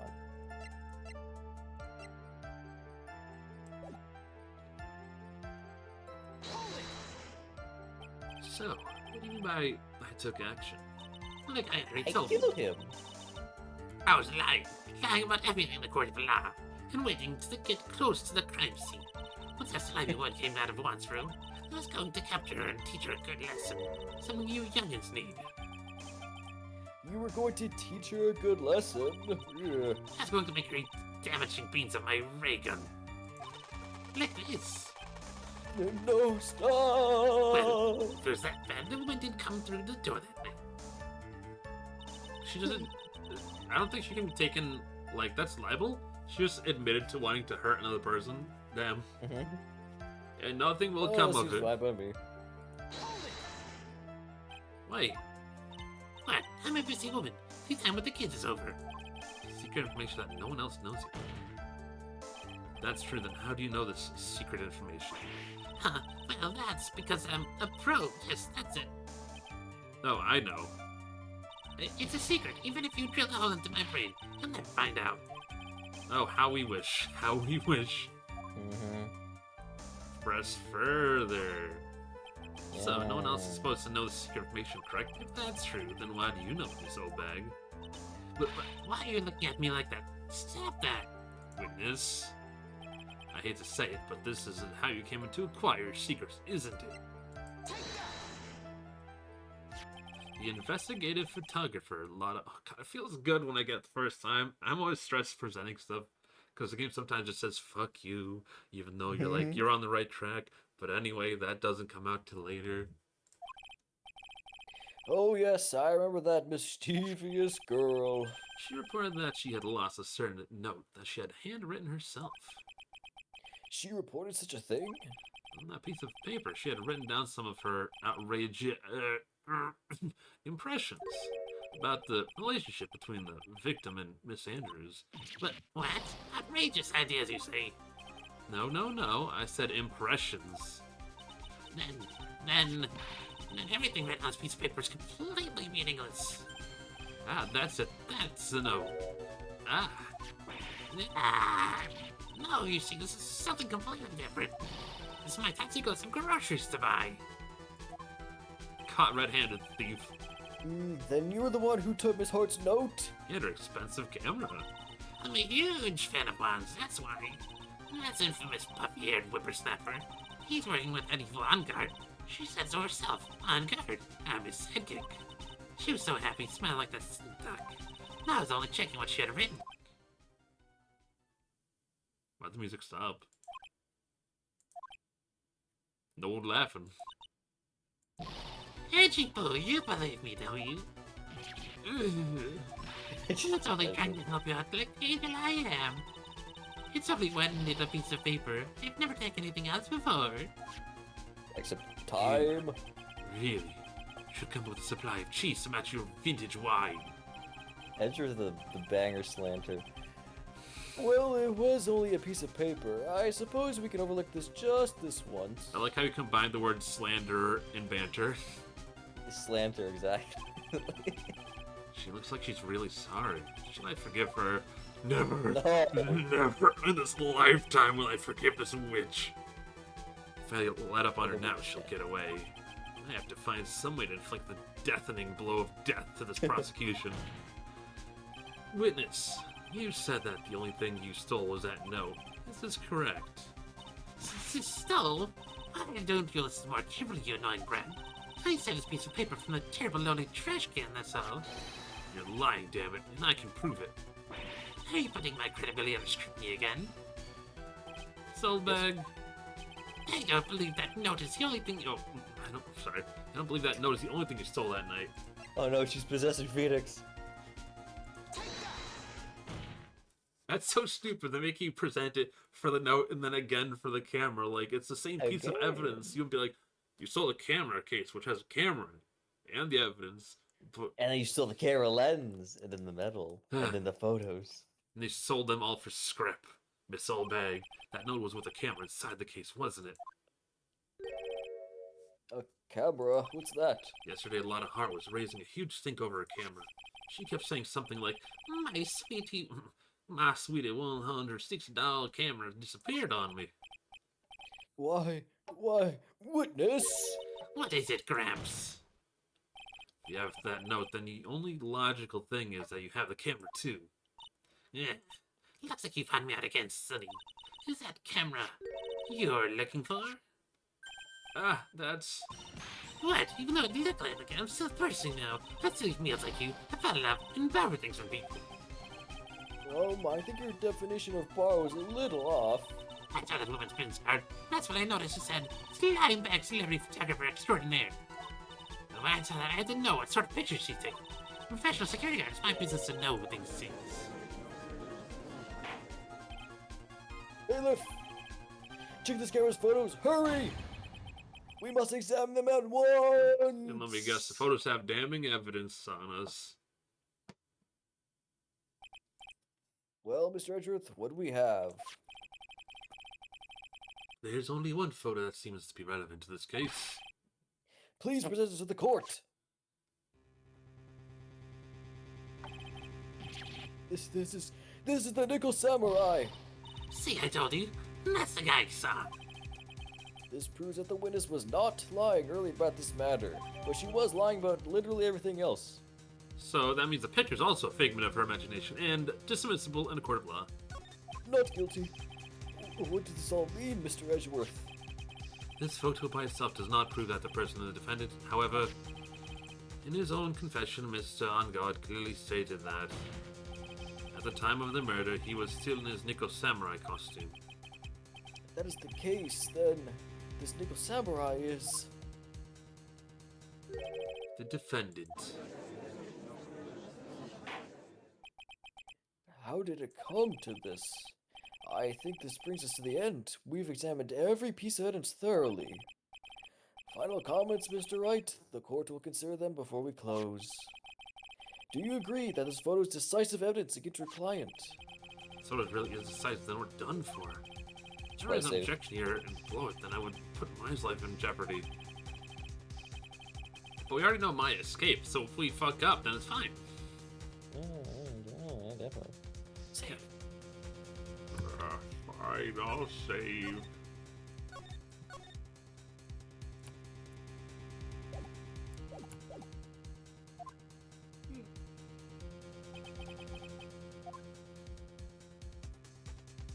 Something strange with it. There's something strange with this photo. I knew this was coming, right? Your thoughts, Mr. Edgeworth? Oh, I think we can all agree there's nothing strange with this photo. There's no way for the defense to debunk this photo, even with a bunker buster. Debunk with a bunker buster? Is that what you're planning to do, Mr. Wright? Anyway, please look at the photo one more time. If you really believe you can honestly find something wrong with this photo, then you should only need one chance, correct? Well... I have to find something wrong with this photo. I can't let this chance go by. How did she take this photo from anyway? It's not out of focus. Why can't you take a good shot, especially when it counts? Now then, let's hear your objection. What about this photo is strange? I messed up this the first time. So I think I know what's wrong with it. So, this is the left door, which would mean he's leaving his room, right? Because the thing about this is you don't know the angle it's taken at, which is a big fuck up thing. Because that would mean he's leaving. Hold up. Check. Gloves fine. I hate that. This is something I'd like to point at. I'm pretty sure it's the flowers. By him? Sure, I'll take it in. It's something to do with the costume itself.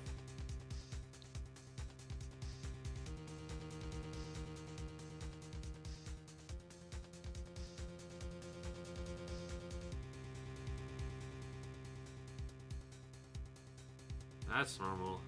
That's normal. There you go. I'd like to direct the court's attention to this area right here. What are you pointing to? His ankles? You could see the person's ankles. One thing, however, you can't. Hold up. I want to check one thing. Picture. Yeah, because too small. Mm-hmm.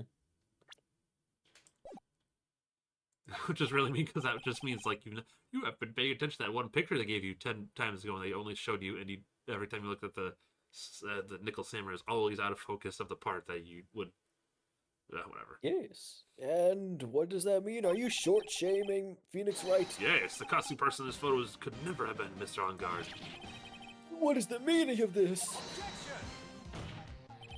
I wonder if you could care to elaborate with an actual fact, that is. Let's take a look at the Nickel Samurai's poster. Feet. You could see feet for free. Oh, Judge looks like a feet guy. Please pay attention to that area around the bottom of the hakama. His socks. You can see his wonderful socks. Wondrous as they are. Exactly. However, in this photo, no socks can be seen. The Nickel Samurai is clearly holding his hakama up to the waist. There's only one explanation for this. The person inside this costume is clearly much shorter than the defendant. Alright, I think I've turned things around for myself this time. That's curious. Huh? What is it? It's unusually calm today. That's true. He's just letting the trial run itself as if he's only along for the ride. Along for the ride? What do you mean by that?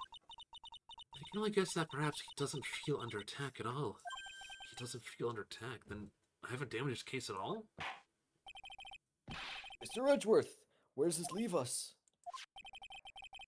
If the person in this photo is not mad on guard, then everything the prosecution has tried to prove has become meaningless. Well, I figured it'd come to this. What? Right, I have something I want to ask you. I think you have proven the person inside the costume is not mad on guard. In that case, who is the photo of? Unfortunately, we have to accuse Adrian.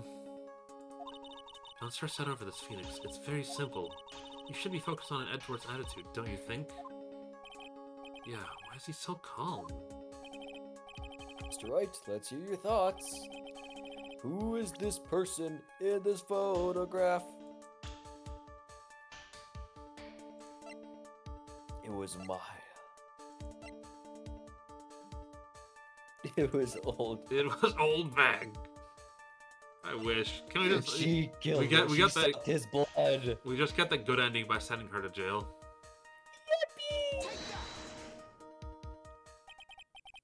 Adrian Andrews? If you want to know who that nickel samurai is, none other than this woman. Why would you say it must be Miss Andrews? What world points you to her? Sorry, she's short. We're shortest.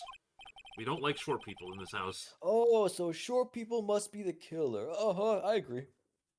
And if she can freely move in and out of Miss Angard's room... Nah, it's cool. Short people are in fact cool. We just gotta clear that up. Finally, she had dinner with Mr. Angard that night. And how does that all add up? It means that it makes it very easy for her to get into a certain item. A certain knife with Mr. Angard's fingerprints all over it. The knife that was used as a murder weapon. Why don't you just say what it is you want, right? I have to do this now. This is my last term to turn things around. The defense moves to indict Miss Adrian Andrews, murder of Juan Carita. Miss Andrews, who tried to frame the defendant for the crime. Order, order, order! Looks like this trial has hit a most unexpected development. Unexpected, mean completely expected. Yes, Your Honor. This court is issuing a subpoena for Miss Adrian Andrews. A verdict cannot be passed without first hearing her testimony. Alright, this is it. This is kind of bad for us. Huh? What do you mean? Adrian Andrews is summoned to the court as a witness. It means that the trial will be going for another day. One more day. Ah! If I don't get a verdict today, then my, Now then, we shall set Miss Andrews' testimony for tomorrow. What am I supposed to do? I'm just about to adjourn the court. Now then... Please, Your Honor, continue the trial. You must pass a verdict today. I can't do that. Can't do that. We cannot hear Miss Andrews. Why am I wasting such valuable time? Edgeworth. Your Honor, I request that you please continue with today's trial. But... we cannot continue due to this unexpected development. Just this unexpected development? Well, I think you underestimate me, Your Honor. And what do you mean by that? That Mr. Phoenix Wright would slave his way to subpoenaing Miss Andrews is all. Happening according to plan, even if Wright has been slow to catch on. What?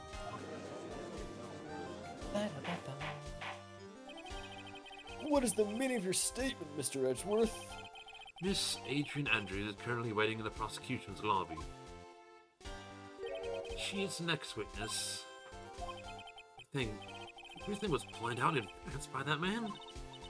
Somehow, I knew there was no way Edgeworth would overlook Miss Andrews. Looks like the battle's far from over. Exactly. Well... Wait, did Gumshoe tell him what was happening? yes. Okay. We will call the next witness. As However... know, oh, you mean with... oh, I thought you meant with, like, Adrian and stuff. Yeah. I mean, I don't think... the other thing, no. I don't think Gumshoe can keep his mouth no. shut. I'd be more surprised if he did. That's weird. Yeah, he kind of did. Before we proceed, we shall take a 10-minute recess. Please prepare your witness in that time, Mr. Edgeworth. The court will now take a 10-minute recess. That's 600 seconds. Make it count. Whoop, whoop, whoop, whoop, whoop.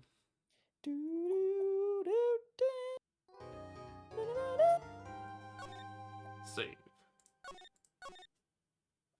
How long is the next section? Wow. I know you said the next part's gonna be long anyway because it's a long trial. Is the rest of it all in court? Or do we have a break for it? Really? How much more exploring can we do? I felt like we Quite saw a bit. Oh, okay. Let me see this next section. March 22nd, 214, District Court, Defendant Lobby number 3. It's not as long as the first section. Dude, I can't believe that Adrian, no way, not cool, and collected Adrian Andrews? I like how they keep saying her full name every single time they bring her up for no reason. She is your manager. It would have been very easy for her to pull this off. The person who had easy access to the knife you used at dinner, well, was her. So after the ceremony, during the break, huh? I was sleeping like a log the entire time. See, you could have also easily planted the blood-covered button in your cock. Come on. Because she was the one that came to wake me up? Then, dude, you're saying it was really her? Yes, she was a real killer. She was the one who murdered Juan Carita.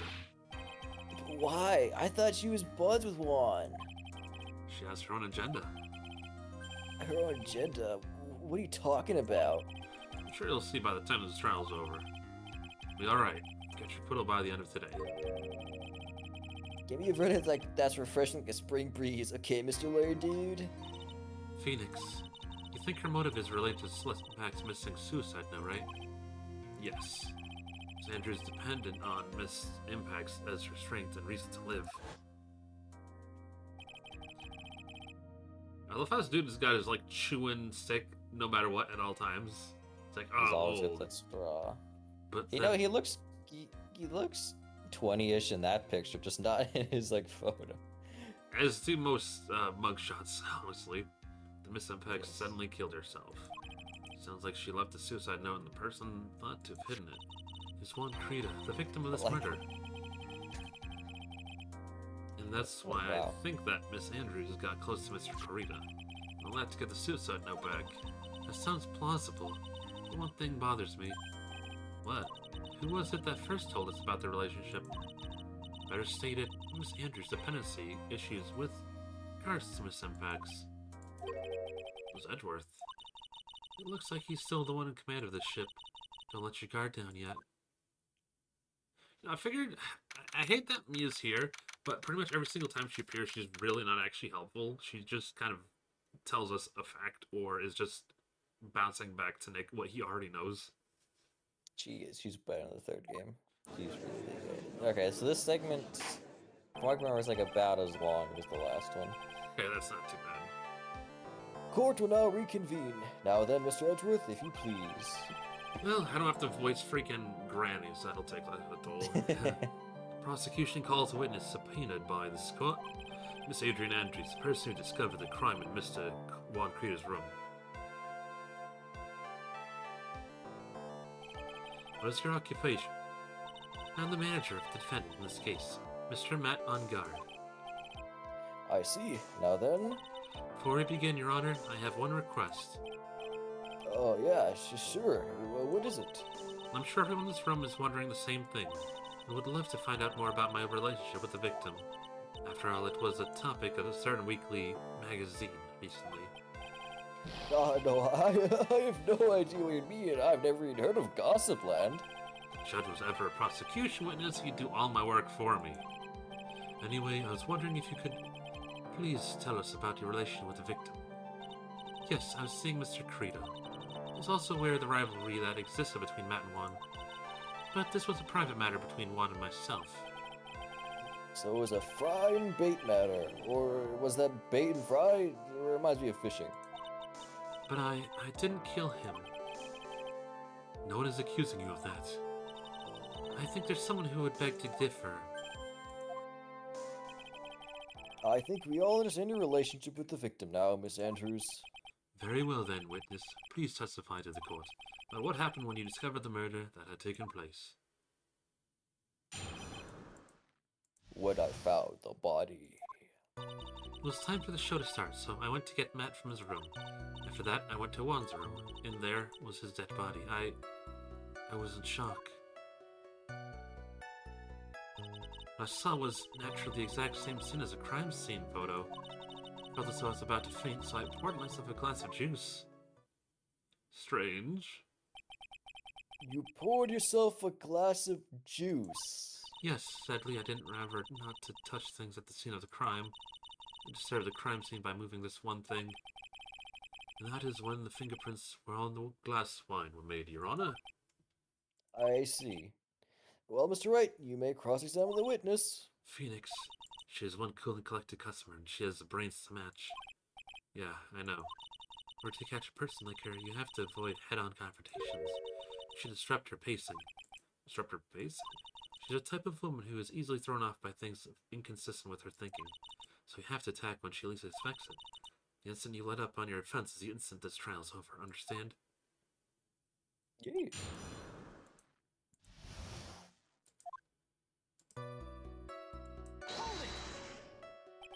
What was Mr. Onguard doing at the time? He was taking a nap. It's worn out from his mini performance as a Nickel Samurai during the testimony. Mr. Onguard did say he was taking a nap. I guess you could say it could not have been taken out of his room, yeah? Excuse me? It? What are you? Right, I thought you at school would have taught you how to construct a sentence. You can't make a sensible sentence with subject, then I'll make one for you. Watch. Did you, Miss Andrews, remove Mr. Onguard's knife from his room? No. Subject, verb, object, right. Or do you skip basic grammar? The witness may continue. After that, I went to Juan's room. Why did you do that? It was a friendly gesture. One was to make an appearance with the other heroes. So the show was supposed to be a show of friendship, huh? Is that the only reason? I beg your pardon? Planters! Hello, planters! Planter, oh, I'm plantering it, oh. Hello, hello! I did fail to did the grammar. We failed to grammar.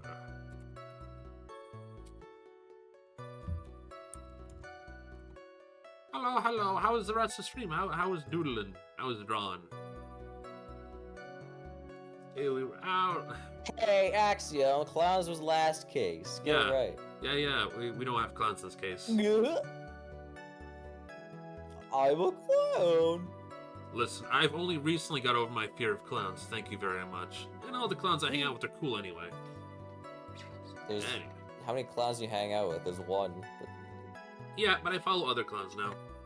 Like on other media sites, such as and/or TikTok / Facebook / Twitter. Except Facebook. I don't use Facebook. I don't know anyone who uses Facebook. My bub. Formerly afraid of clowns. Who isn't old, who uses Facebook. But yeah, how was stream? Welcome in, everybody. Y'all know me. No, so Axiom, you're afraid of clowns. I'm not afraid of clowns. You had a certain goal in mind when you started to get close to him, correct?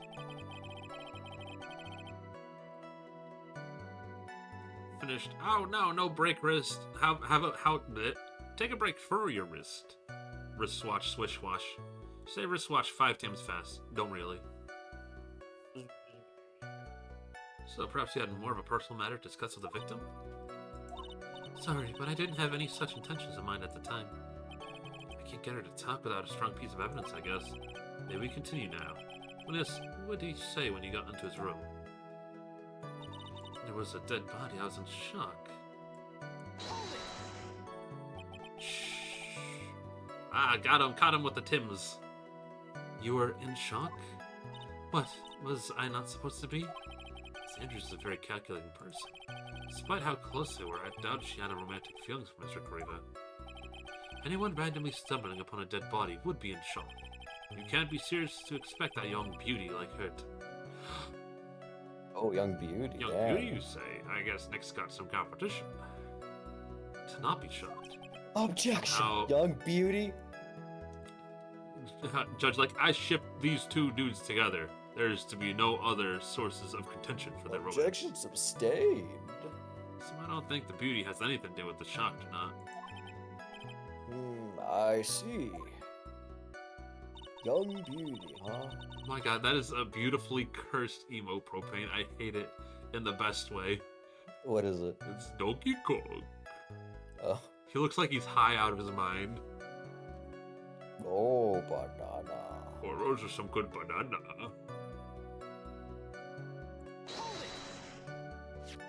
This is a photo you're referring to, correct? Yes, the one with the knife lodged in his chest. The guitar case was like this too? Yes, and it's open and empty, of course. And then what did you do next, witness? Blackguards, please eat something, please! Planters, just eat Get up! Wendy Oldbag. Like, just be a vampire and just suck the blood out of her body. She doesn't need it. Yeah. Well, I don't think she has much. She's literally like skin and bones, like a wrinkled prune. Yes. How am I a hamburger? Eat Pro- your hamburgers, Planters. Propane says I eat me burgers. Incorrect. But yes, eat some granola, some cereal. Planters, if you don't eat, then Axon's going to come over and feed you mac and cheese and read you a bedtime story. And you In that definitely order. don't want that. I felt as though I was Axon's about to. very bad at reading bedtime stories. Okay, sorry. Is he? Has Axiom read you a bedtime story, Mario? No. Well, you'll be the first, Planters. Juice? Yes, there was a bottle of tomato juice on the table, so I helped myself. You didn't drink any of it, did you? Huh? There were no lip marks left on this wine glass to suggest anyone drank from it. I wasn't feeling terribly great, so I set the glass down without drinking it. Miss Andrews, I would like to confirm with you one more time.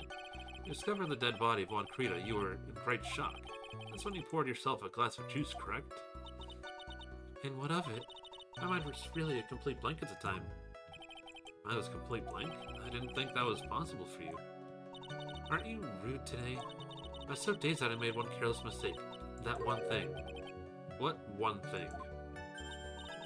Never mind. It's no big deal. What was she starting to say just now?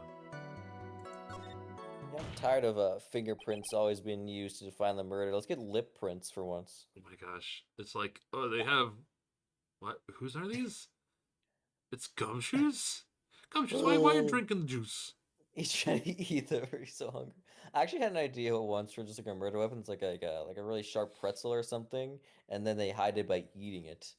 It's no candy cane. It's a Christmas themed murder. Oh yeah. Oh, that's a good Oh idea. no, Write no, that down. skip. No, not candy cane. Icicle. And then eat the ice. I mean, they could just melt it at that point. Exactly. The murder weapon's gone. But... The perfect murder. Miss Andrews, I'm convinced that you said you made a mistake at the scene of the crime. What I really want to know is what this mistake was. Actually, so would I.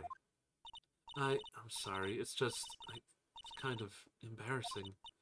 When I set the glass down on the dresser, I accidentally knocked the flower vase over. Flower vase? Are you talking about the one on the floor in the crime photo? This mess of glass shards, that was you? It was originally on top of the dresser, but when I bumped into it with my elbow, it fell onto the guitar case. But why did you withhold such an important piece of information? Sorry. I thought that since the crime scene was already in disarray, people would simply assume the vase was just another part of the mess. It looks like yet another fact has come to light here. Please add this and add anything else to your testimony. I'm sorry, but I have nothing more to add. I didn't touch anything else. Or did she? What kind of flower vase was it? It was a glass vase, and it was fairly big and heavy. I thought I would try to take one's pulse, so I set the glass I was holding down on the dresser, and that's when my elbow accidentally hit the vase. That's odd. I thought maybe she was always in total control of herself. That's what you'd like people to think, always being mindful of the gap between you and the perception of reality. It's not like there's anything glaring contradiction in her testimony right now. I warned you earlier, so that she would not be so easy to crack. Miss Maker, the key is keep it defensive and not let up. Alright, it was what? Option 2? Let me suppress. Friendly gesture, show friendship. Friendship.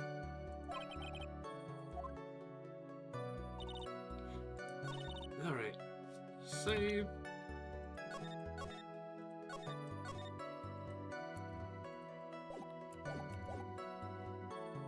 Then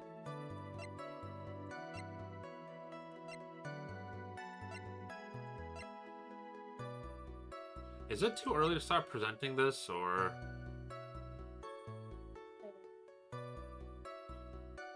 Well, Yeah, I mean, you'll get there eventually, but it's like right around the corner. Juan Creator's room is the thing we have to press, but what do I have to present on it? Stop possessing your kids, Mia. Wait, what? Who's possessing the kids? Oh, you're talking about Mia. Oh, my brain said that like Mamma Mia, and I'm like, what's Mario doing possessing people? Mamma Mia, stop possessing the people.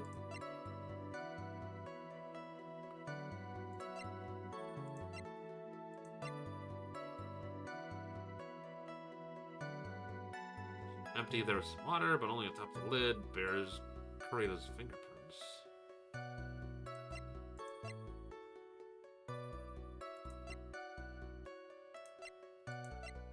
Well, the twist is so obvious you don't know what to present. That's how I feel about most things, honestly.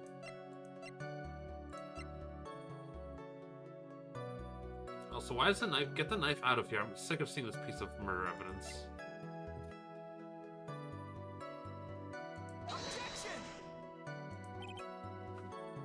Alright, well that wasn't it either.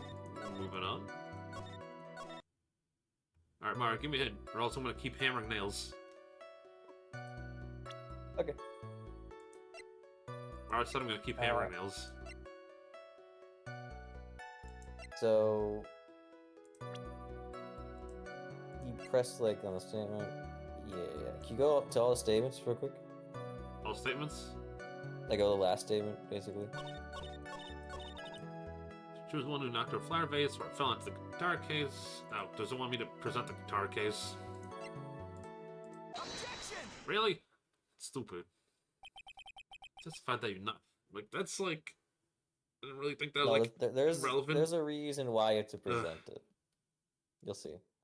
Testify that you knocked the flower vase over, is this correct? Yes. Are you sure it fell into the guitar case? Is there something problem with what I said? It's not some problem, it's a major problem. It's true that at the top of the guitar case. See, I thought that's what would come up for that, but I'm like, it's so unrelated to anything that we're currently going after. It's true that the top of the guitar case was wet with water. However, that's exactly what's so strange. Miss Andrews, testify that the vase fell onto the guitar case. However, true, the case should have been gotten wet on the inside, not the outside. That's very true. Furthermore, there's one other strange thing about this guitar case. And what is that? Let's take another look at the crime scene photo. Remains of the vase are scattered all over the floor. What's wrong with that? And what's wrong with that? Oh, my bird. The guitar case fell was open when the vase was full. The glass shard should be inside, not outside. Is your point right?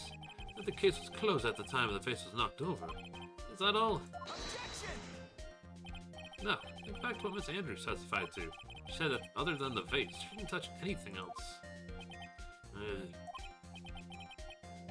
That's right. She did implicitly say she didn't touch the guitar case.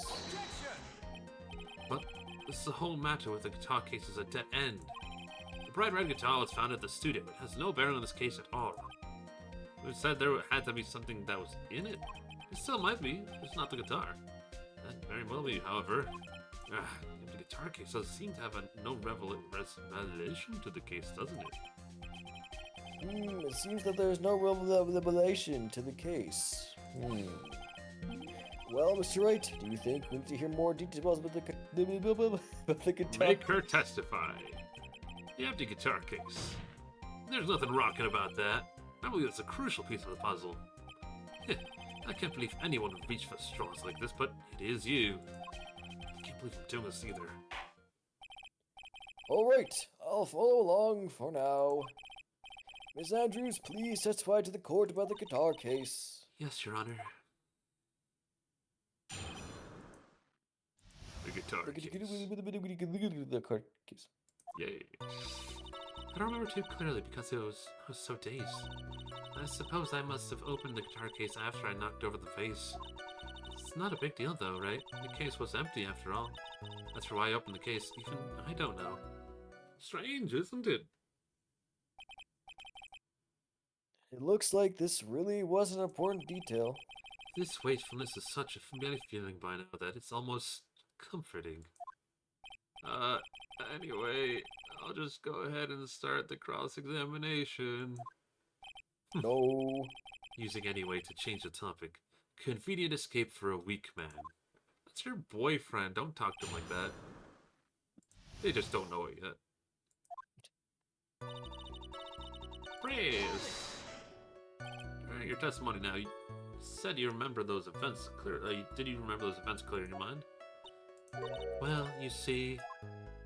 Are you sure you're the one who opened the guitar case? She's waiting for someone to tell her if she should answer it or not. Sounds like your dependent side is taking over. Well, Miss Adrian Andrews? Yes, it was me. Always gotta refer her by her full name. Let's not have to talk about Regina anymore. So, you opened the guitar case then? Yes, well, maybe. Why did you open the guitar case? Huh? Miss Karita's dead body was right there in front of you, wasn't it? I would think that the first thing you would do is call for help, not open a guitar case. As for the witness has said multiple times when she found the dead body, she was dazed. Maybe I was curious to know if the bright red guitar was alright or not. I thought maybe the criminal took it. Why she care about the bright red guitar? But getting back onto topic, it's not that big of a deal. The case was empty after all. Was it though? Was it really empty? I was just wondering if maybe when you opened the case, the guitar was still inside. How long have you been a lawyer, Mr. Wright? Have a little professionalism. Bright red guitar was found at the studio. These trials would be over in half the time if you would just pay attention. Pay more attention, Mr. Wright. Sorry. I got dogging on him, I love it. As for why I opened the case, even I don't know. Was that because you were shocked and dazed at discovering the victim's body? Yes, that's probably it. I'm not gonna get anywhere if I continue pressing her like this. The only way to make her talk is with evidence. I guess I should give it a try.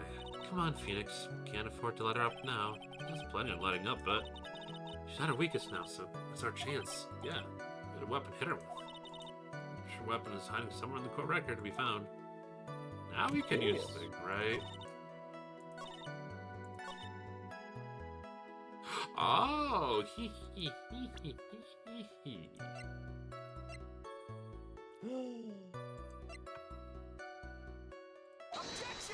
No.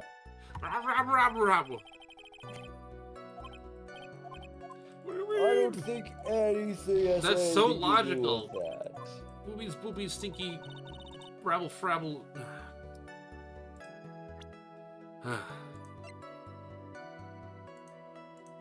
This isn't the statement. What do you mean? That's why I opened the case even I don't know. It's not a big deal. Why was the case empty after all? Is it this one? No. Suppose I must have opened the guitar case after I knocked over the vase. I don't remember too clearly. It must be days. Is this one? No. This one? Yes. No, that doesn't make sense. It's gotta be this one. Oh, yeah, okay. Suppose I must have opened the guitar case after I knocked the vase over. But logically, that's for why I opened the case. Even I don't know. But she does know, meaning she's lying, which is why you would want to press on the case that you think she's lying. Which is logically... Oh, Khalees, you're thinking too far ahead. How dare you think too far ahead? But this You should be punished This for is that. the right piece of evidence still, though, right? At least? Ugh.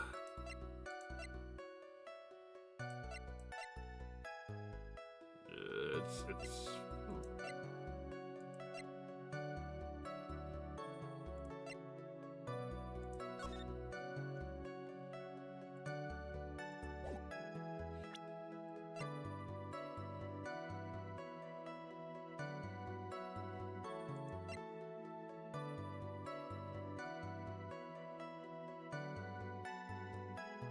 reading the descriptions helps a lot.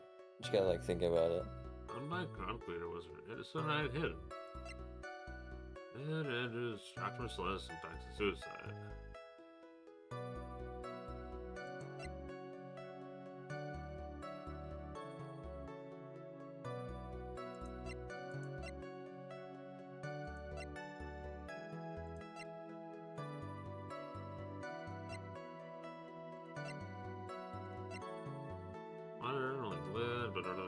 Creates fingerprints.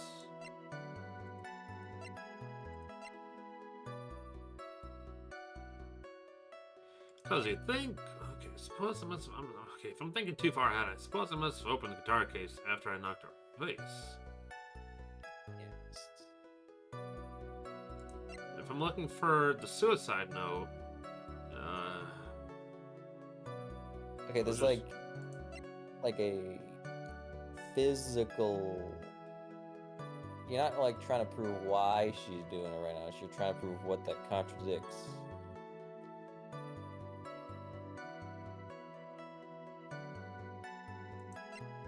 Because this does contradict something.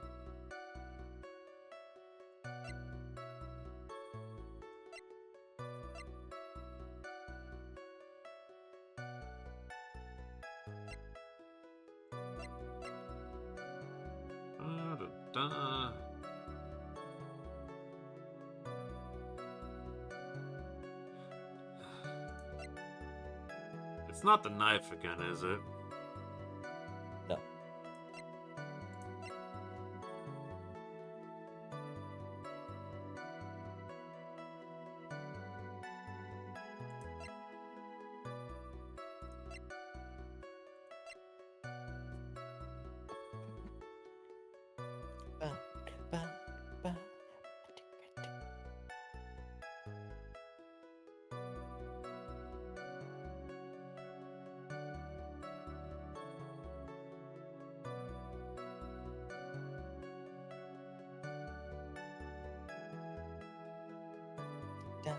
Dun, dun, dun, dun, dun.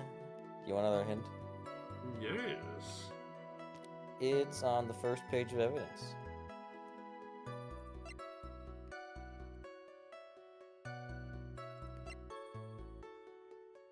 Not this, not this, not this. Definitely not that. Definitely not that.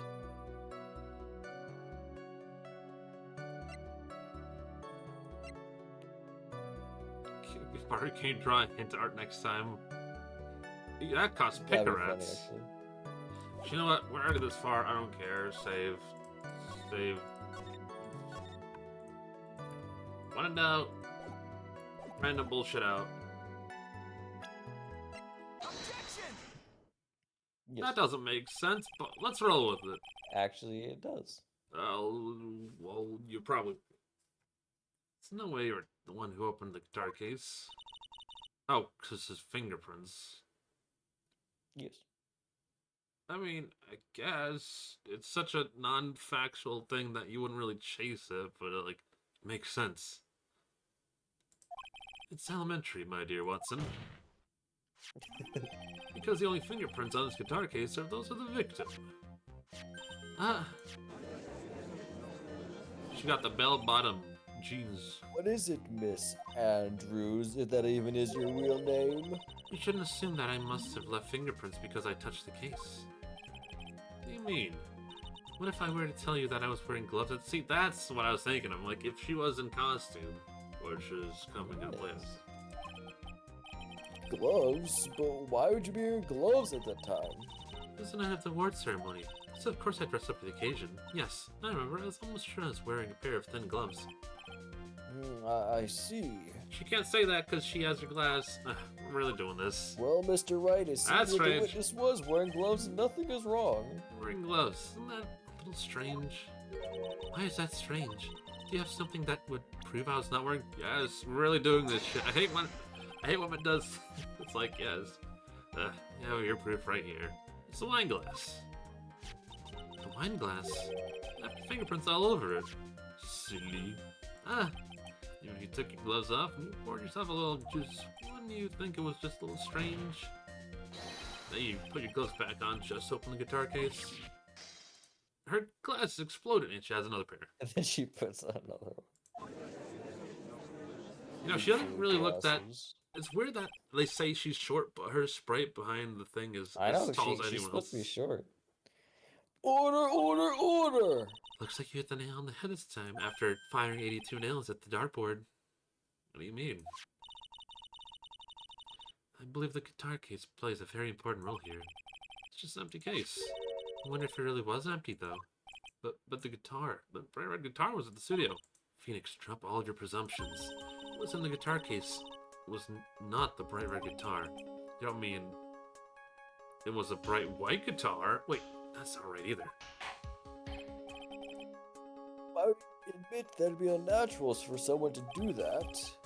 So the witness was not wearing gloves, despite the fact that on the case... Your Honor, this is obviously the defense's usual misdirection. Steer the court towards an unrelated topic and I'll listen with his misguided. No, Your Honor. Please recall that Miss Andrews had testified. The vase fell onto the guitar case, which means that the case was closed at the time the crime took place. However, it is wide open in this photo of the crime scene. I'm sure this guitar has some relation to the murder. You're so sure, right? Then I'm sure you can somehow substantiate your outrageous claim, correct? Please enlighten us why this guitar case has anything to do with the murder. Do that, Mr. Wright! Well... Suppose for a second, the bright red guitar was not the only thing that could have been in the case. The bright red guitar was not being the only thing. You don't mean that there's a black guitar? I love how they're both so stupid. So, you intend to push your theory that the case was not empty, is that it?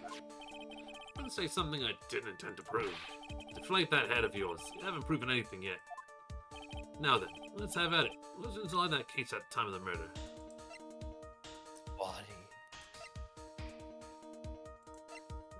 Is it the camera? Oh, no.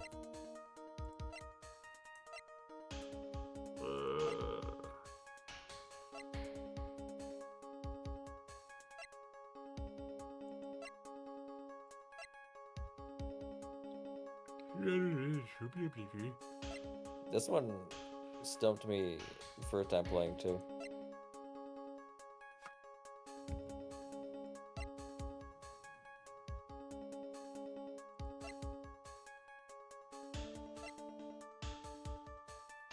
Wait. Is it the Nickel Samurai's costume? The costume could probably fit in there.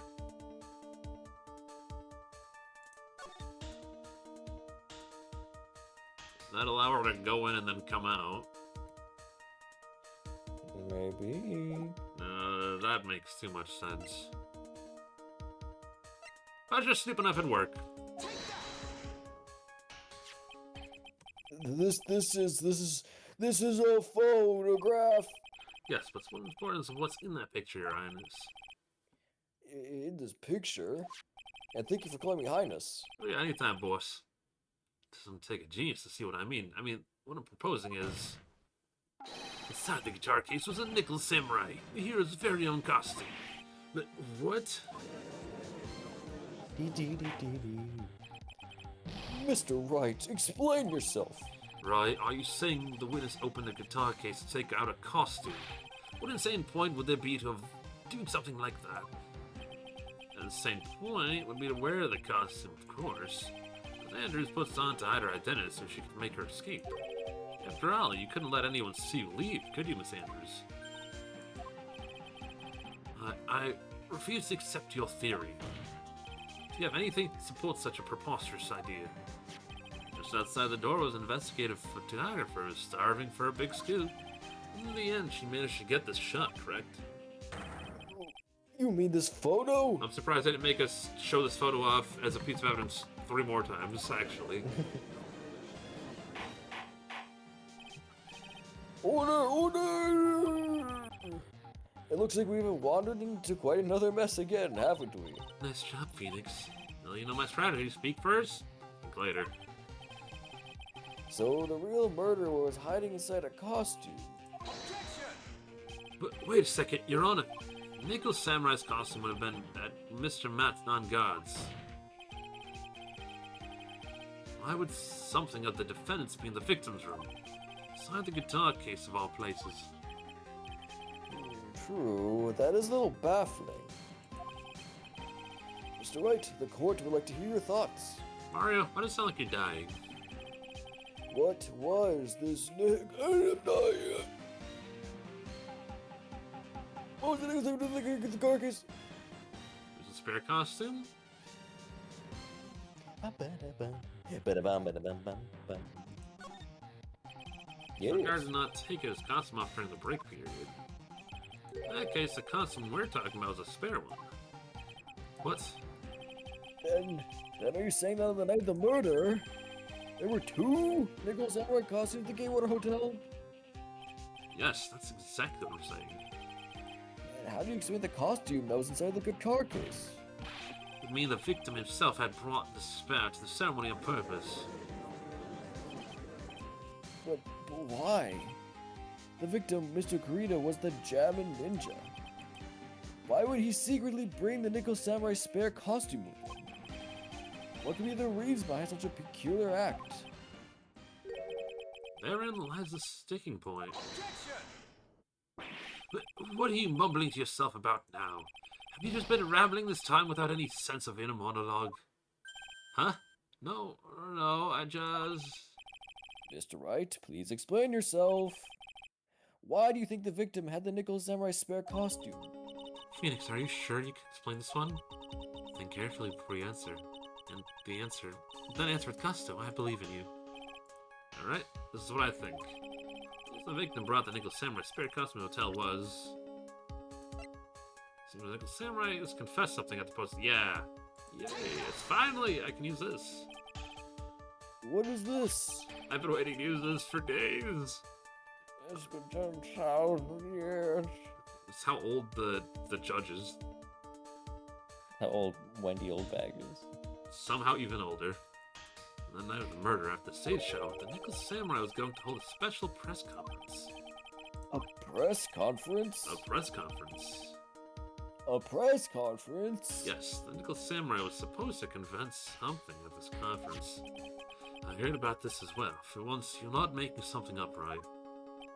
What struck me as strange was that Mr. Ungard himself said he had no idea he was supposed to be holding a press conference of that night. But how can that be? The way I see it, that can only mean one thing. The conference was set up. And none other than the victim, Mr. Juan Creed himself.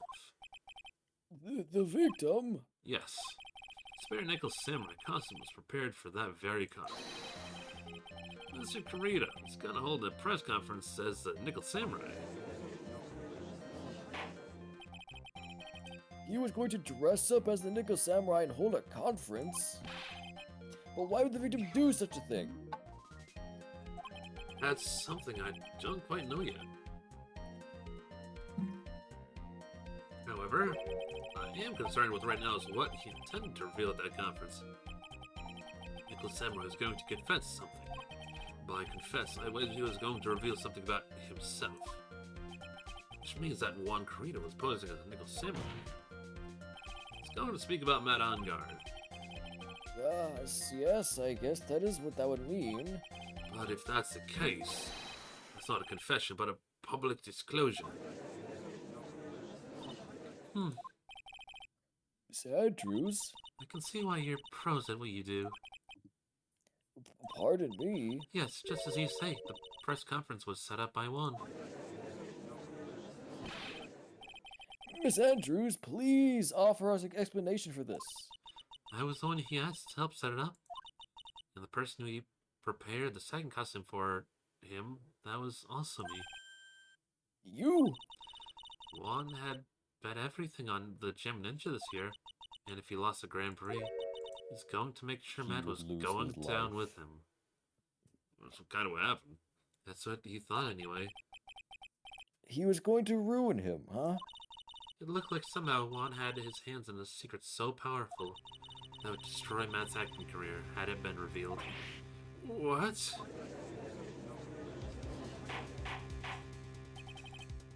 And do you know what the secret of Mr. Unguard's is, Miss Andrews? Yeah, but he'll fucking kill me if I say it. Okay, that seems good. That's something only Juan knew. I don't know what it is.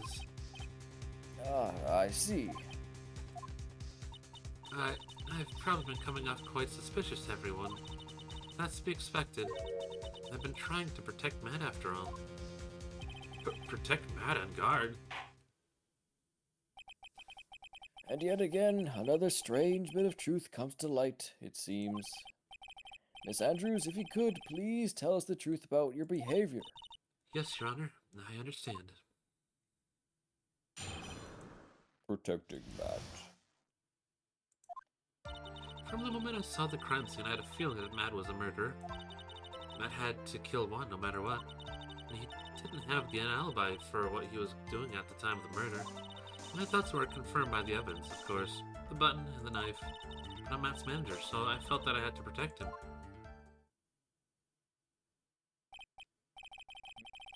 This doesn't count for everything.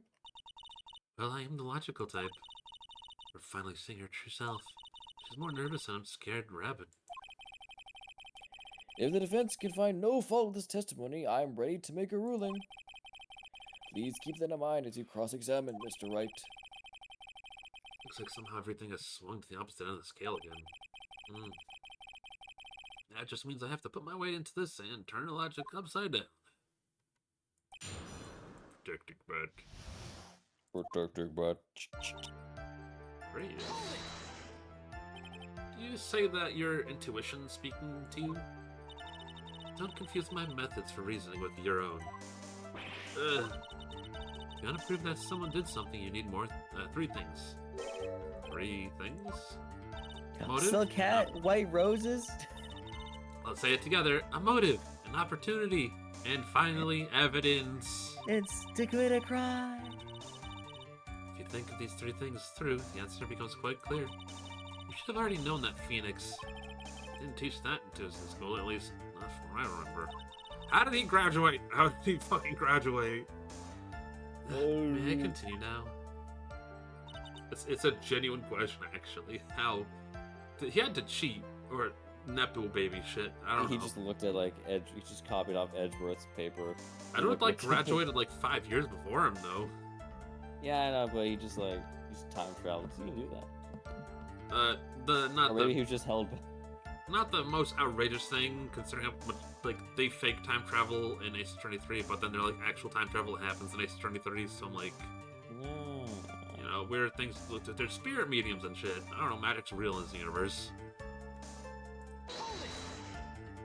So, would you say these need came from the press conference? Yes, do you know what Juan chose that event and hotel for the conference? Because that was where he could cause the most damage to the public's beloved Matt on guard. And you knew of this plan, didn't you, Miss Andrews? Yes, because I was the one who set up the conference and prepared the costume. But I'm sure Mr. On Guard himself didn't know anything about the press conference. Oh, really? Can you show me any proof that he didn't know about the press conference? Anyway, the important thing here is that this information is not in your testimony. Yes, I agree. Miss Andrews, please quit your testimony if you please. Grasping at straws now, are we, Mr. Wright? Oh, I'm grasping those straws. I don't have any way to prove him. I know what his motive was, but I don't have any way to prove I'm right. Wait. That's not the thing I was added. Has Mr. On Guard done something to hurt you or betray you personally? Well, second least favorite lines, Planter, because the first one is, do you have proof or do you have a motive? He didn't have a motive? If he didn't have a motive, then, why would he wait 6 months to do the crime? That doesn't make any sense. This will come up throughout the franchise, but hopefully less as it goes on. Yeah, less. It would just come less. You're the one who helped Mr. Carita with his press conference. That event was supposed to bring down Mr. On Guard, yet you still helped out. The person on trial right now is Mr. On Guard, right? But the witness was thinking helping the victim with his plan. It's none of our concern. In the case, this means that the defendant had a motive to kill. But I keep doing this to myself. Good question. But didn't you already testify earlier that Mr. On Guard was taking a nap in his room? Are you telling me now that that too was a lie so you could comfort Mr. On Guard? I'm not telling you anything of the sort. When I went to get him for the show, he honestly was sleeping. However, as to whether he was sleeping the entire time, that I cannot say. I was too busy setting up the stage at the time. I keep trying, but I cannot find no flaws with what Miss Andrews has said. I can't say the same for some people in this courtroom, however. Damn, roasted. Right. The judge glaring straight at me. He's glaring at you, smart guy. It's like, why is that a young child so tall now? Mia Fey, you're so wrong. You can hardly call the knife decisive evidence. Fingertips on the knife could very well be clever camouflage. Then, what about the button? Button? It's clearly from the crime scene from the victim and his murderer fought. During the fight, the killer ripped the button from the Gem Ninja's costume. You're talking about this button, correct? That button was found at the plates of Matt's Hakama, isn't that correct? I would think that makes very decisive evidence. Looks like you were outfoxed again, Mr. Right. Good one, Judge. I've seen people plan murders for all those years, Planters, so, like, you're right on the key for that one. Anyway, the knife doesn't prove a thing. Please fix your testimony. I can't stand the sight of a man who can't gracefully accept his defeat. Why are you looking at me like that? Thank goodness Mia can still look at me. With a nice stare, yes. Why can you read my mind? Miss Andrews, for Mr. Wright's sake, please add this information to your testimony. That button was torn off one during his fight with Matt. And how do you know that? When the ends of the threads of the buttons in the costume were matched up, they were found to fit together perfectly, or so I heard. I've heard that before too. Why would Miss Andrews know about the case down to such a fine detail? Don't look at me like that, just because I'm prepared and you're not. I thought I had her this time for sure. It's anything to trip her up on, it has to be here, but where and what? But I'm Matt's manager, so I felt that I had to protect him. But what you really did was stab the guy in the back, didn't you? And that's worst possible time. Who's to say she really stabbed the guy in the back, as you put it? This witness could have disclosed things about Mr. On Guard at any time. Why then would she wait until there was a large audience before doing so? Same reason why Mr. Creed planned such an elaborate conference. Sanders wanted to cause Mr. On Guard as much damage as she possibly could. This witness bears ill will towards the defendant. This isn't the Phoenix Wright wax philosophical power hour. And please, stop slandering the witness. As I expected, Miss Andrews' testimony is pretty solid. Really? Because to me it sounds pretty wishy-washy. Wishy-washy? Like the Pokemon? I guess I'd pick that Pokemon for my defendant too. There's a lot of them.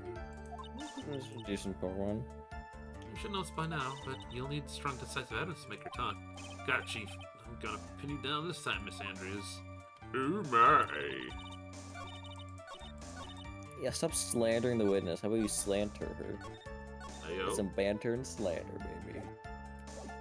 I love inventing new words. That button was torn off the wand during his fight with Matt.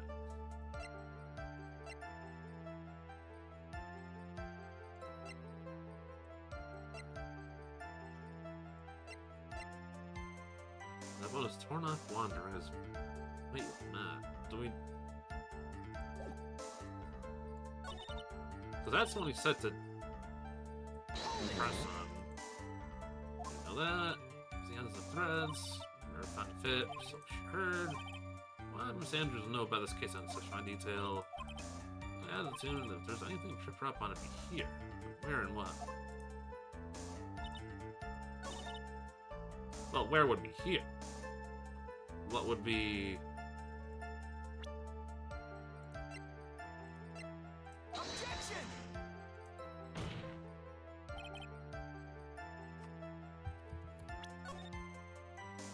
I changed my mind.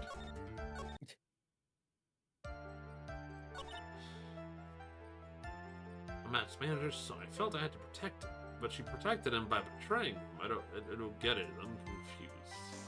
You're confused. I'm confused. I think you're tired. Yes. Wait, go to the fourth statement again? 2, 3, 4. The button was torn off Okay. 1. That's right. He didn't have an alibi for what he was doing at the time of the murder. Know what his motive was, but I don't have any way to prove him right. Clarence, I would make hint art, but I'm bad at what would be good hint art, huh?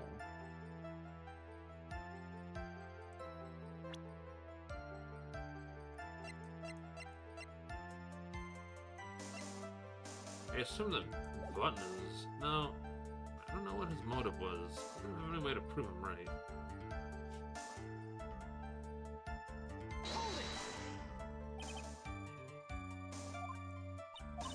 Why would you ask?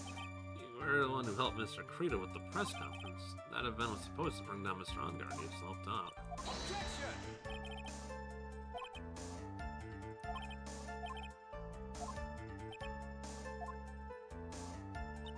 Why does it sound like that's the one I have to press on?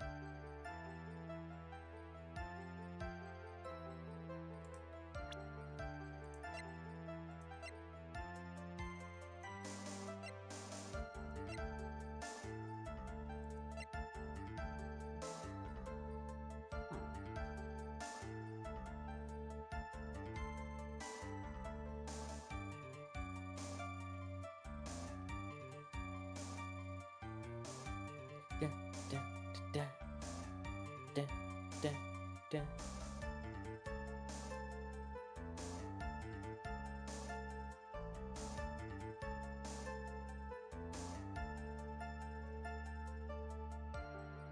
Do you need a hint? Yes. It's the fourth statement. I mean, really? It's... But it's Yeah, not... that's what Phoenix said. Well, I mean, Button was torn off during wandering the fight with Matt, but... well. So I assume that'd be the murder photo, then?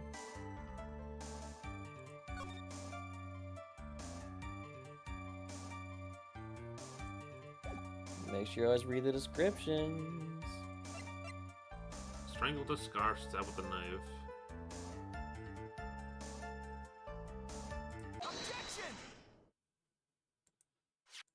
This is the victim's autopsy report. It clearly states that death was strangulation with a scarf. It says strangulation. Knife was stabbed to the victim was done after the victim had already died. And what does that mean? Let's examine the evidence. The bun has the victim's blood on it, which would mean that it was ripped off the costume. When? After the knife was stabbed into the victim. Exactly, which means... it's impossible that this button was torn off during the victim's final struggle. The victim was strangled to death in that fight. Ah. That's right, Miss Andrews. There's no way this button was ripped off during the struggle. The button was consciously pulled out of the victim's already dead body. Order, order! What is the meaning of this? What is the meaning of this right? So what if the button was torn off the body after the victim had already died? What does that change? Let me ask you one simple question, Mr. Edgeworth. Was the button torn off? What purpose did that serve? What purpose? We now know that this button was not torn off during the fight. The murderer took the time and effort to purposely rip off the victim's body. That would mean that the murderer had something in mind, wouldn't it? Mr. Wright, does this mean you know what the murderer wanted to do with this button? What was it? To pin it on Ongar, obviously. Yes. I like how it's like one of those, like, stupid questions you get for bonus points on a quiz from your professor, and they're like, "Let's see, you idiot." The other one's like, What's Mario's favorite food? What's your name? It's lasagna. A ring. A plus, not guilty. Cake. There's only one logical reason for doing something like that, is to pin the crime on Mr. Ungard. There's no way anyone would put a bloody button on their own pants. That's right, Mr. Ungard was set up by the real killer, of course.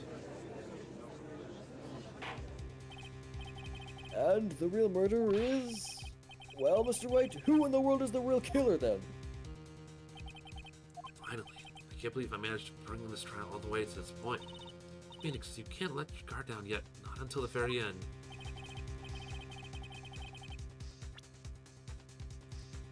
I wish we had a profile for the killer, because I'm just like...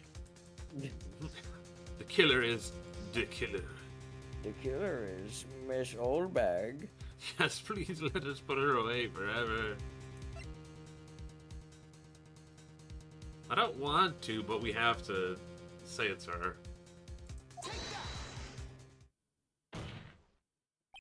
Miss Adrian Andrews, I choose you, Pikachu. You're Mr. Critters' killer. What? Use infinite glasses.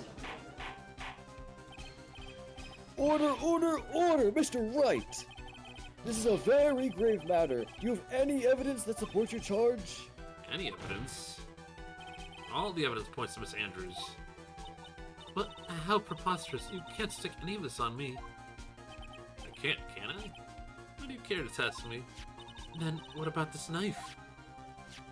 The knife was used to stab the victim after he'd already been strangled to death. Used to throw suspicion onto Mr. Ungard, naturally. The knife covered in the defendant's fingerprints could only be taken from his room. The only other one who had dinner with him that knew which knife to take was you. That was actually banana. Well, we already went over the bandanas of banana. But then, what about the button that was found in Matt's Hakama? This button was removed from the victim's body after he'd been already killed. The people who could have done so were the person who found his body, or the killer. However, if Mr. Ungard was a real killer, there's no way he would have put such incriminating evidence on his own Akama. More glasses. The only person who could have put the button into Mr. Ungard's Akama is the person who went and wake him up from his nap, which is you. Yet again, Miss Andrews. I see. What about the empty guitar case? That's also another piece of evidence that incriminates Miss Andrews. That costume was used to hide the real killer's identity as they fled the crime scene. Now, who could have known that there was just such a costume inside the guitar case? It could only have been the person who prepared the costume for the victim. The victim himself. And that person is you, Miss Adrian Andrews. No, I... But Miss Andrews' fingerprints were nowhere to be found in the guitar case. It was you who proved that she was not wearing gloves at the time. That's right. It's because she did not intend on leaving any prints. If anyone had found out that she had touched the case, they would have asked her why. So to avoid leaving any prints, she used a towel or something to open it. But the glass of tomato juice is a different story. Miss Andrews purposefully left her fingerprints on the glass to show that yes, indeed, she was the classic day's discovery of a dead body. And to top it off, here, this photo. Photo of the killer as they exit the scene of the crime. No reasonable person on Earth could believe that Nickel Samurai is Miss Ungard. It would be much too short for his own costume if it was him. Speaking of how tall people are, Miss Andrews, you're also kind of short in stature, are you not? Which means you're the killer. Please stop. Well, how about it, Miss Andrews? I've got her this time. Miss Andrews? I refuse to testify. What was that? There's a law that says I can't be forced to testify about something if it can incriminate me. Well, yes. But the act of doing that is also incrimination. You are absolutely correct, Miss Andrews.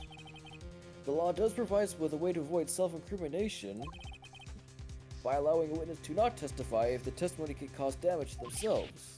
What? Pleading the fifth is not something most people would think about on the spot. Actually, thinking back yesterday in Mr. Ungard's room. Adrian Andrews. Yes? Think hard about what we just discussed, understood? Alright.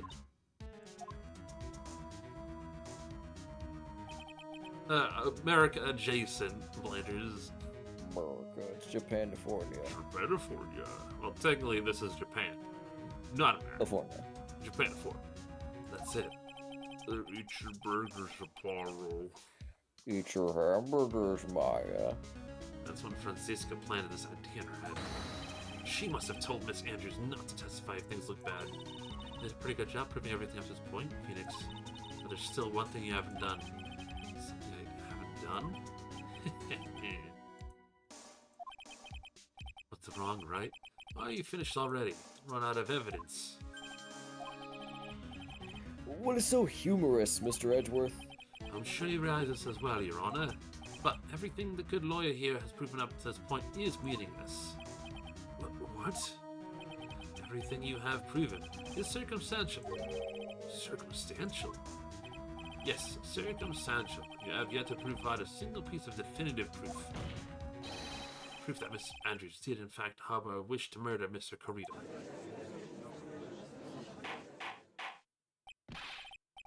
Miss Andrews, did you want to kill Mr. Kurita? I believe this may lead to me incriminating myself, so I will abstain from the answering. But Miss Andrews, if you do that, it would be the same as admitting your guilt, don't you think? Maybe so, or maybe not. There's nothing to prove it either way. Besides, you don't even know what crime I would be guilty of due to my silence. No. Ugh, she's taking that defiant attitude again. Maya, what should we do? Somehow we've landed in the worst possible situation. I think we've reached a certain conclusion at this point in time. Miss Adrian Andrews has refused to testify.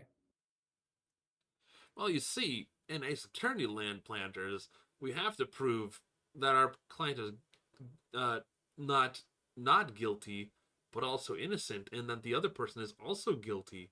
As Land, we have to do the detective's job, the prosecution job, and the defense attorney's job all in one. And the defense's theory that she's the actual murderer has not been fully substantiated with solid, definitive proof. It's comically so much worse than the first game. Like, this game is nowhere near as bad with it, but it's pretty funny. But that's not true. In this situation, there is only one thing this court can do. And that's to declare a recess. Recess? I request that both the prosecution and the defense look further into this matter. And that tomorrow's trial... Tomorrow? You don't have a tomorrow? Don't get a not guilty verdict today, then. Please wait, Your Honor. That's not necessary. The trial... Please continue the trial. What are you sweating for? The client is getting one more day to live, isn't he? That's not it. This isn't about that. Edgeworth, I know you know who the real killer is. Please, let the trial continue. If I don't get to the verdict, then my,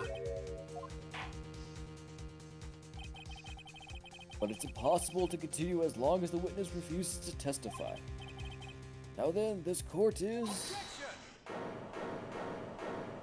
Oh yeah. It is not impossible for this trial to continue. Mr. Edgeworth, what are you... It's true Miss Anderson holds the right against her self-incrimination, however. If the topic of conversation were something unrelated to whatever she may be guilty of, then she has no right to withhold testimony. Yes, that is very true, but... Actually, there's one little thing that I'm curious about. Miss Andrews.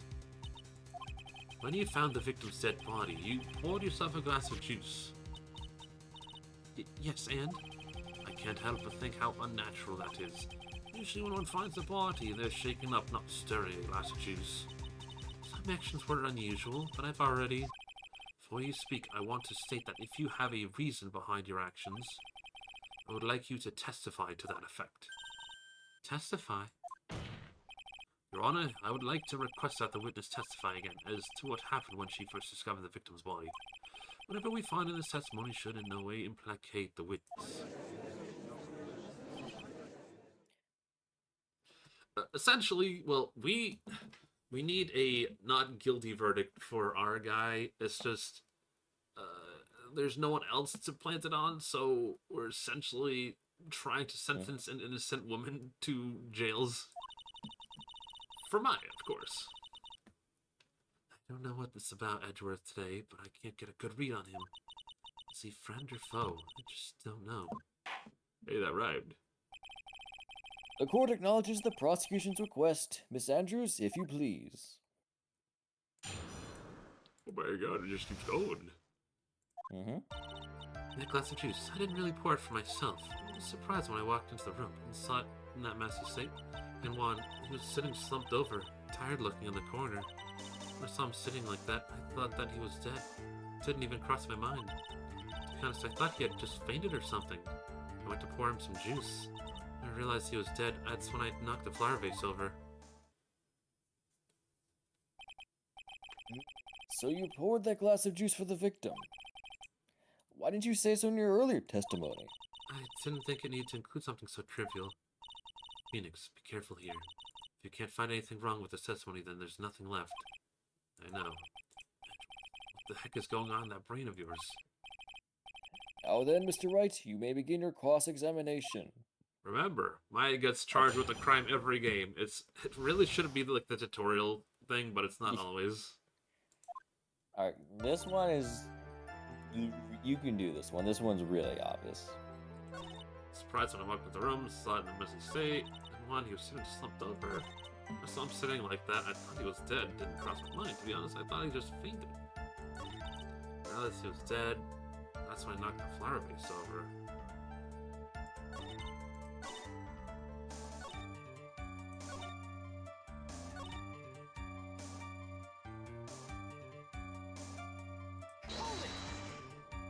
But there wasn't anyone else in the room, right?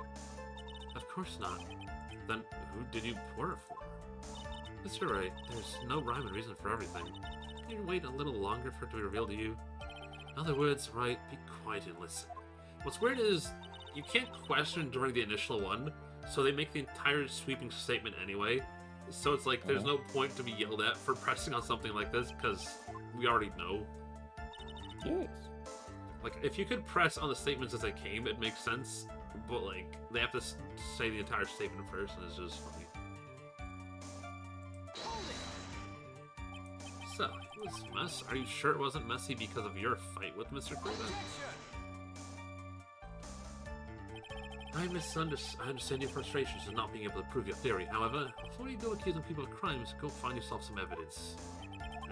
Then, what did you see next, witness?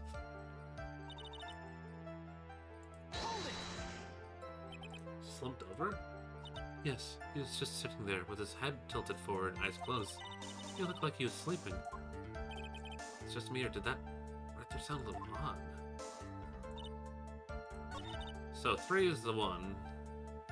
Present.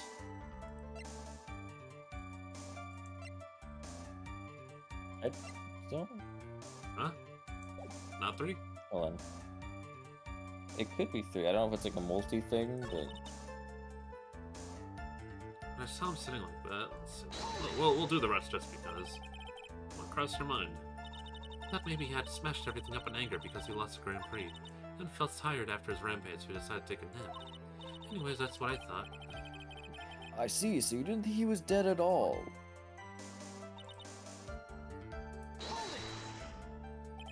I thought he fainted? I thought he was asleep at first, but then the room was in such a messy state. I thought maybe he had gotten into a fight with someone. And that's when he went to pour the glass of juice. Yes, he always has a hard time waking up, so one always has a glass of tomato juice to drink. I see. And after that, what happened next? When I realized that he was dead, that's when I knocked the flower vase over. Now, how do you come to realize that he was in fact dead? I shook him over and over, but I never got a response. So I set the glass down in the dresser and tried to take his pulse. I was shocked and staggered backwards. It knocked the flower vase over, so that's what happened. Yes. This is what it all comes down to, huh? This is the absolute end for both sides. Adrian is letting her guard down. Case now's our best chance yet to kill the prosecution's case. Isn't that a bit harsh, Miss Andrews? Will you tell us what the truth is this time? I think it works in the third statement.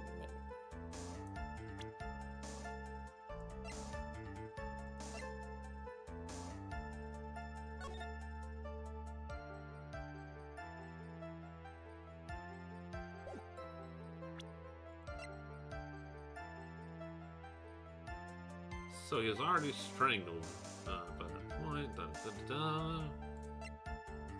Well, don't care. Do. Alright, I got an idea, but just in case. I'm pretty sure it's the death photo. Objection! It was not the death photo. Yeah, I don't think it works on the third statement. It's definitely.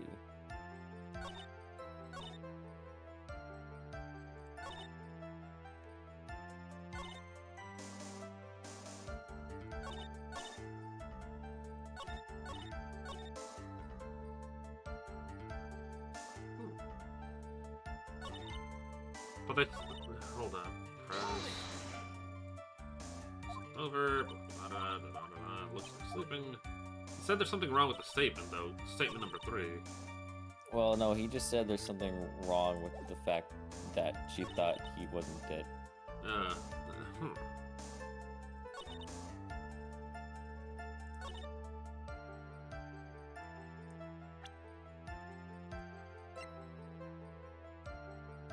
Objection!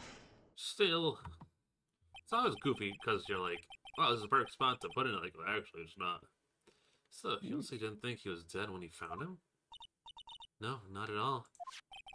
No, this is what you saw when you discovered the body.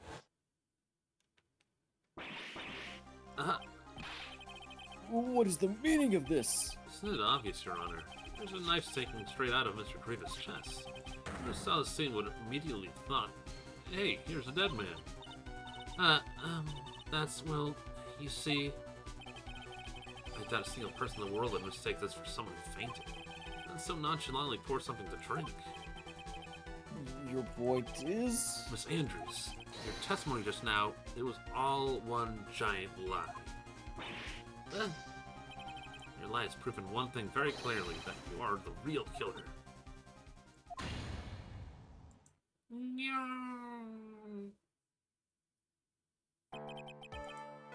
It looks like the defense has somehow brought the ugly truth to light. The defendant, Mr. Managard, is not guilty after all. But that's impossible. You're wrong. Miss Andrews, try to have some composure. It wasn't me. It wasn't me, I tell you. It was Matt, I swear it. He's the one who killed Juan. You're the one who refused to testify, and your reason for not doing so is that you might end up incriminating yourself. That's because... Miss Andrews, I will give you one last chance. What exactly are you hiding that may incriminate you? I refuse to testify. I don't understand how going to jail is worse than incriminating yourself and going to jail. Then there is no need for this court to continue any further. Mr. Managard's innocence has already been clearly demonstrated. Is it over? Have we found the truth at last? What's wrong, Phoenix? Usually the real killer confesses his or her guilt. Now that I think about it, this is the first time someone hasn't. Now then, I would like to hand down my verdict for Mr. Managard. Objection! Your Honor, the prosecution feels that it would be premature to pass down a verdict at this time. What? The reason is quite simple. This witness has yet to speak the absolute real truth. The absolute real truth? What are you? Witness, don't you understand yet? Huh? I don't know what planted this silly idea in your head. As long as you protect yourself through your silence, Mad On God will go free. And in his place, you become the guilty party. That's a lie. I don't believe you. What? I was told if I spoke, then it would be all over, and Matt would never be declared guilty.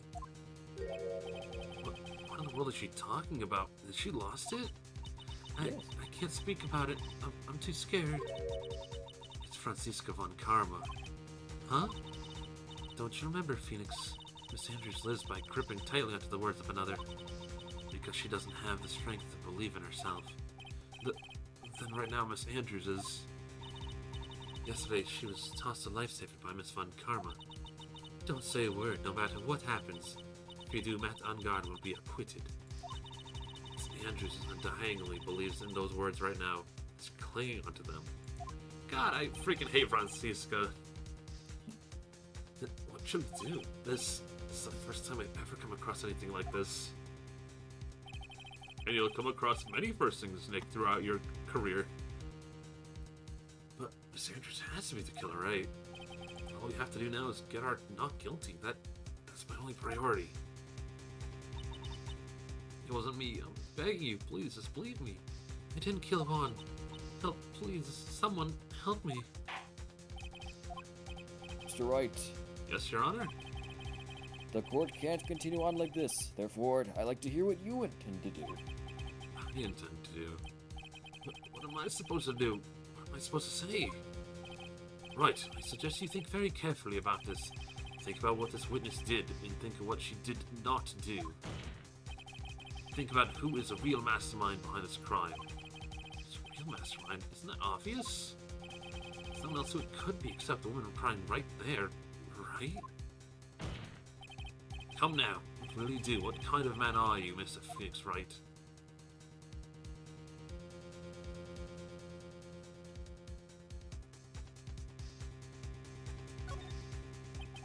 I have to win a complete acquittal today. There's no way around it.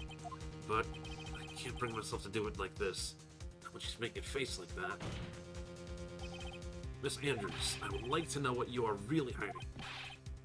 Mr. Wright, are you sure you know what you're doing? No. Sure, Miss Okay. On Guard would get an acquittal, but in this place, you would be found guilty.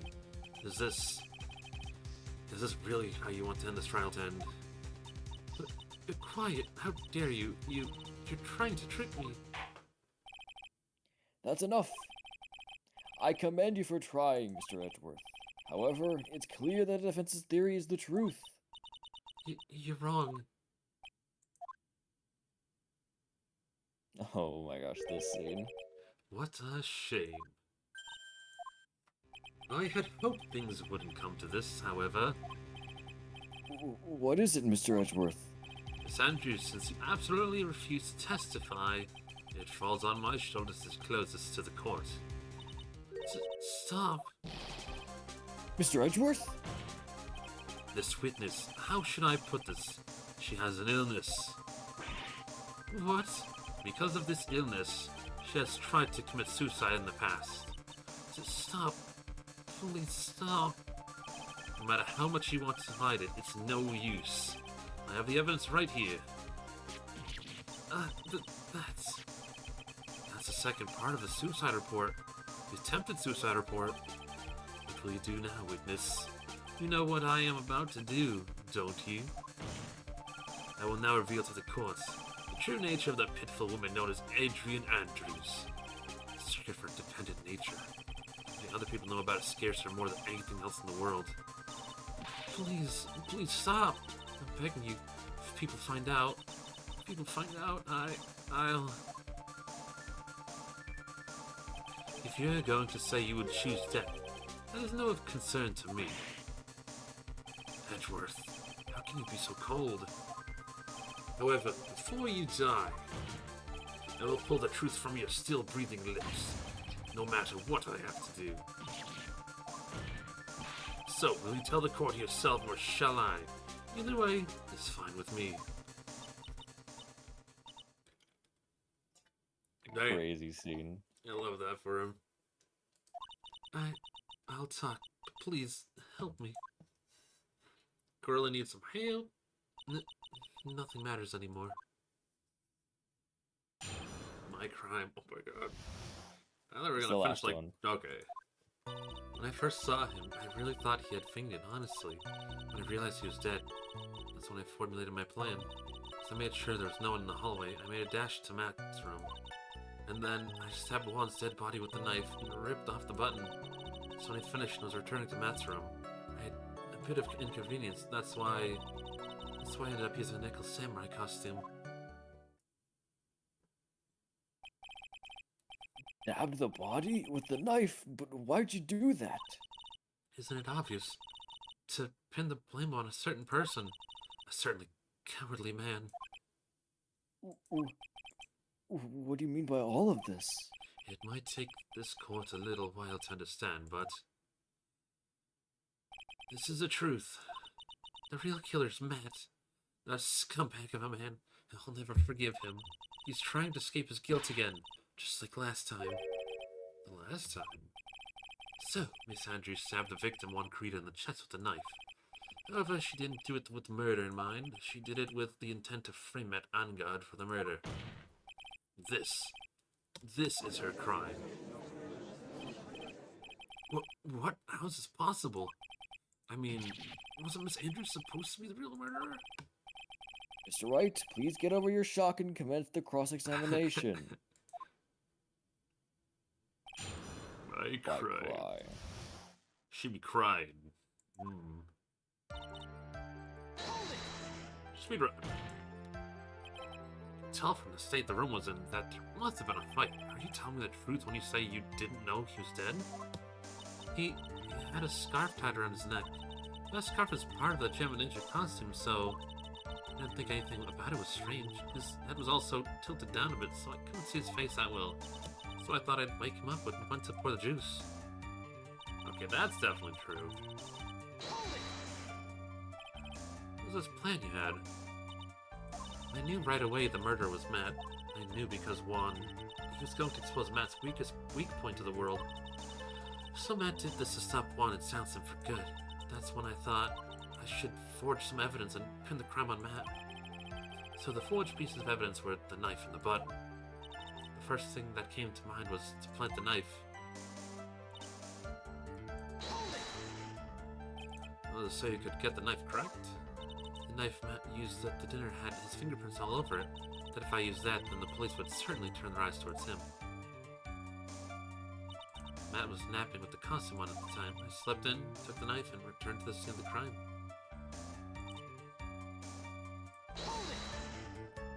So you were the one to stab the victim with that knife. It gives me goosebumps to think about it now. What a horrible thing I did. But at the time I couldn't control my own body. It moved on its own. And when I stabbed Juan's dead body, I suddenly realized something. If I used a button somehow, I could make Matt look even more suspect. So I thought to rip one of the buttons off and plant it in Mr. Angad's Akama. Yes, that's what I had planned to do. But things never go that smoothly, do they? Music make me lose control. Music make you lose control. I think I see that meme pinned to JJK. What is it? I've seen that on a couple videos. An inconvenience. There's a woman with the camera at the ready, loitering at the hallway. Willing to bet my spikes it was Loida. Loitering. Aye. I'm Loidar! Oh no, she's evolved. There's also a woman with a ray gun at the ready, pacing back and forth. That is so big for you. I had already been caught and made into a big scoop for a certain weekly tabloid once, so I couldn't very well go out looking like myself and get caught again. That's why I ended up using Nickel's samurai costume. You were the one who prepared that costume, weren't you? Yes, I took it from the Global Studios. I also put it into Juan's guitar case the day before the award ceremony. This in preparation for the press conference, correct? Yes, Juan wanted to wear the costume and hold a press conference in it. It's going to disclose Matt's big secret there. And what's the secret? That, I don't know. Anyway, I thought that if I were to leave one's room in the Nickel Samurai costume, then people would think that the Matt was a real murderer. I was very careful not to leave any fingerprints when I opened the guitar case. I absolutely did not want anyone to know about the costume. I think we've heard enough. So, after that, you went to Mr. Onguard's room and planted the button. Into Matsukama? Yes. After that, I folded up the costume I was wearing and put it into a bag. I snuck out of the hotel and got rid of it. My word, what does this all mean? Mr. Edgeworth, is it? The real criminal is Matt Onguard. Yesterday, that woman prosecutor sat me down for a talk. Franziska, huh? She said that I should under no circumstances confess to what I had done. That if I just kept quiet, then Matt would be found guilty for sure. I had no choice but to believe in her words.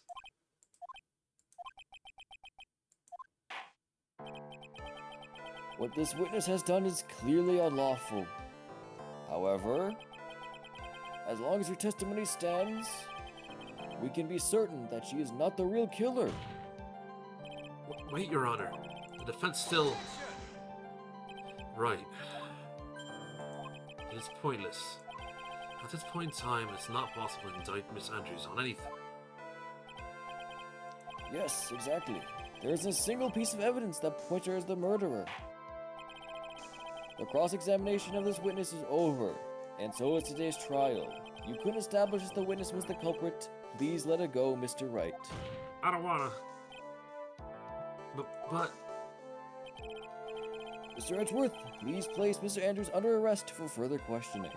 Understood, Your Honor. The prosecution will arrange for detention immediately. That is all. Court is adjourned for today. Oh, the big hammer. I love the echo effect on that. It's supposed to be all, like, epic and, like, oh, we Dramatic. fucked up because we're... Now Maya's gonna die. Yeah, and then Phoenix gets a new sprite. I got a new sprite of despair. Today's trial, it's over. I didn't win an acquittal. Witness, would you mind if I ask you something? Edgeworth? What is it? Before you leave court today, I wondered if you might look at one thing. Card in your hand. It's had my interest for quite some time now. What exactly is it? Oh, this? It's Mr. Wright also asked about this. Although, I don't remember at the time you asked me about it, Mr. Wright. I remember it just now. I found this in the room that day. The room? That day? Yes. I found this card when I discovered one's body. It was lying to the right of him. You found that card next to the victim's body? I suppose it must have unconsciously slipped into my pocket. But it's not as if this card is any reference to one's murder, right? It's actually key evidence. It's actually, it summoned the demon that killed him. Nothing. Yeah, I guess not, but it's still a strange card if you ask me. As far as a clue is case, I don't see why... Witness, that card! Give that to me, hurry! Edgeworth? Do you have any idea what you have stupidly yet inadvertently done? Some of the blue-eyes white dragon. I can't believe you hid this from me this time. I didn't mean to. What is this all about? I've never seen Edgeworth so emotional before.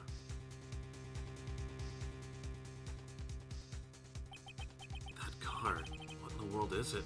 And what does it mean? Find out next time on Phoenix Ball Z. That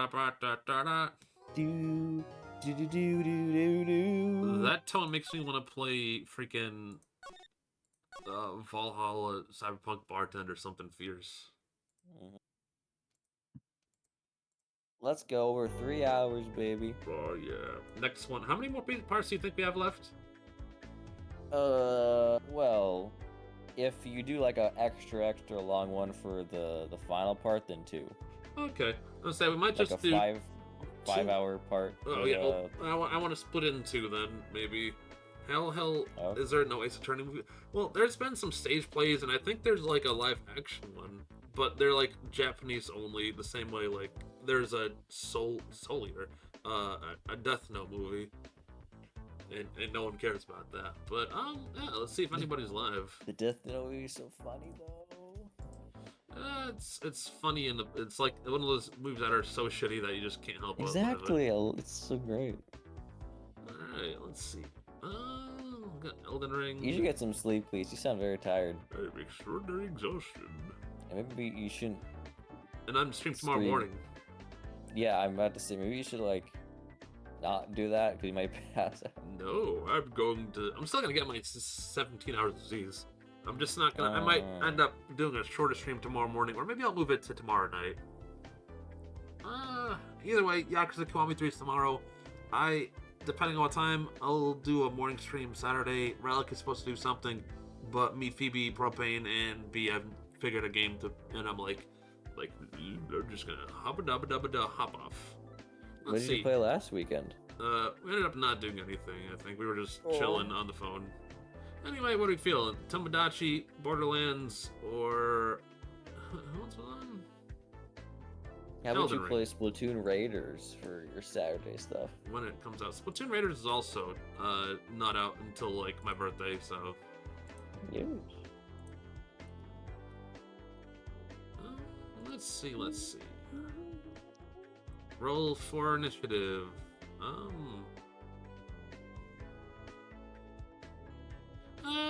Well, let's see.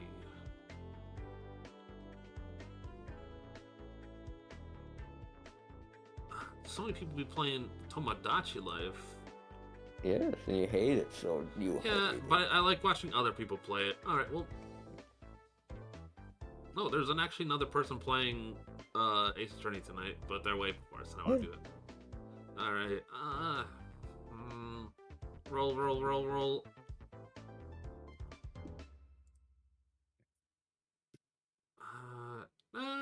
Borderlands or Tomodachi? Chat, your choice. Borderlands. Okie dokie. Or I'm bordering my lambs. Alright, we're gonna raid McBannon. They're a friend of Karasu, and they're also a Sentai streamer, and they're a pretty cool fella. It looks like they're playing Borderlands tonight. Alright. Thank you for stopping by, everyone. Have a fantastic rest of your night, and I'll see you on the next one. Yippee! Alright, bye-bye.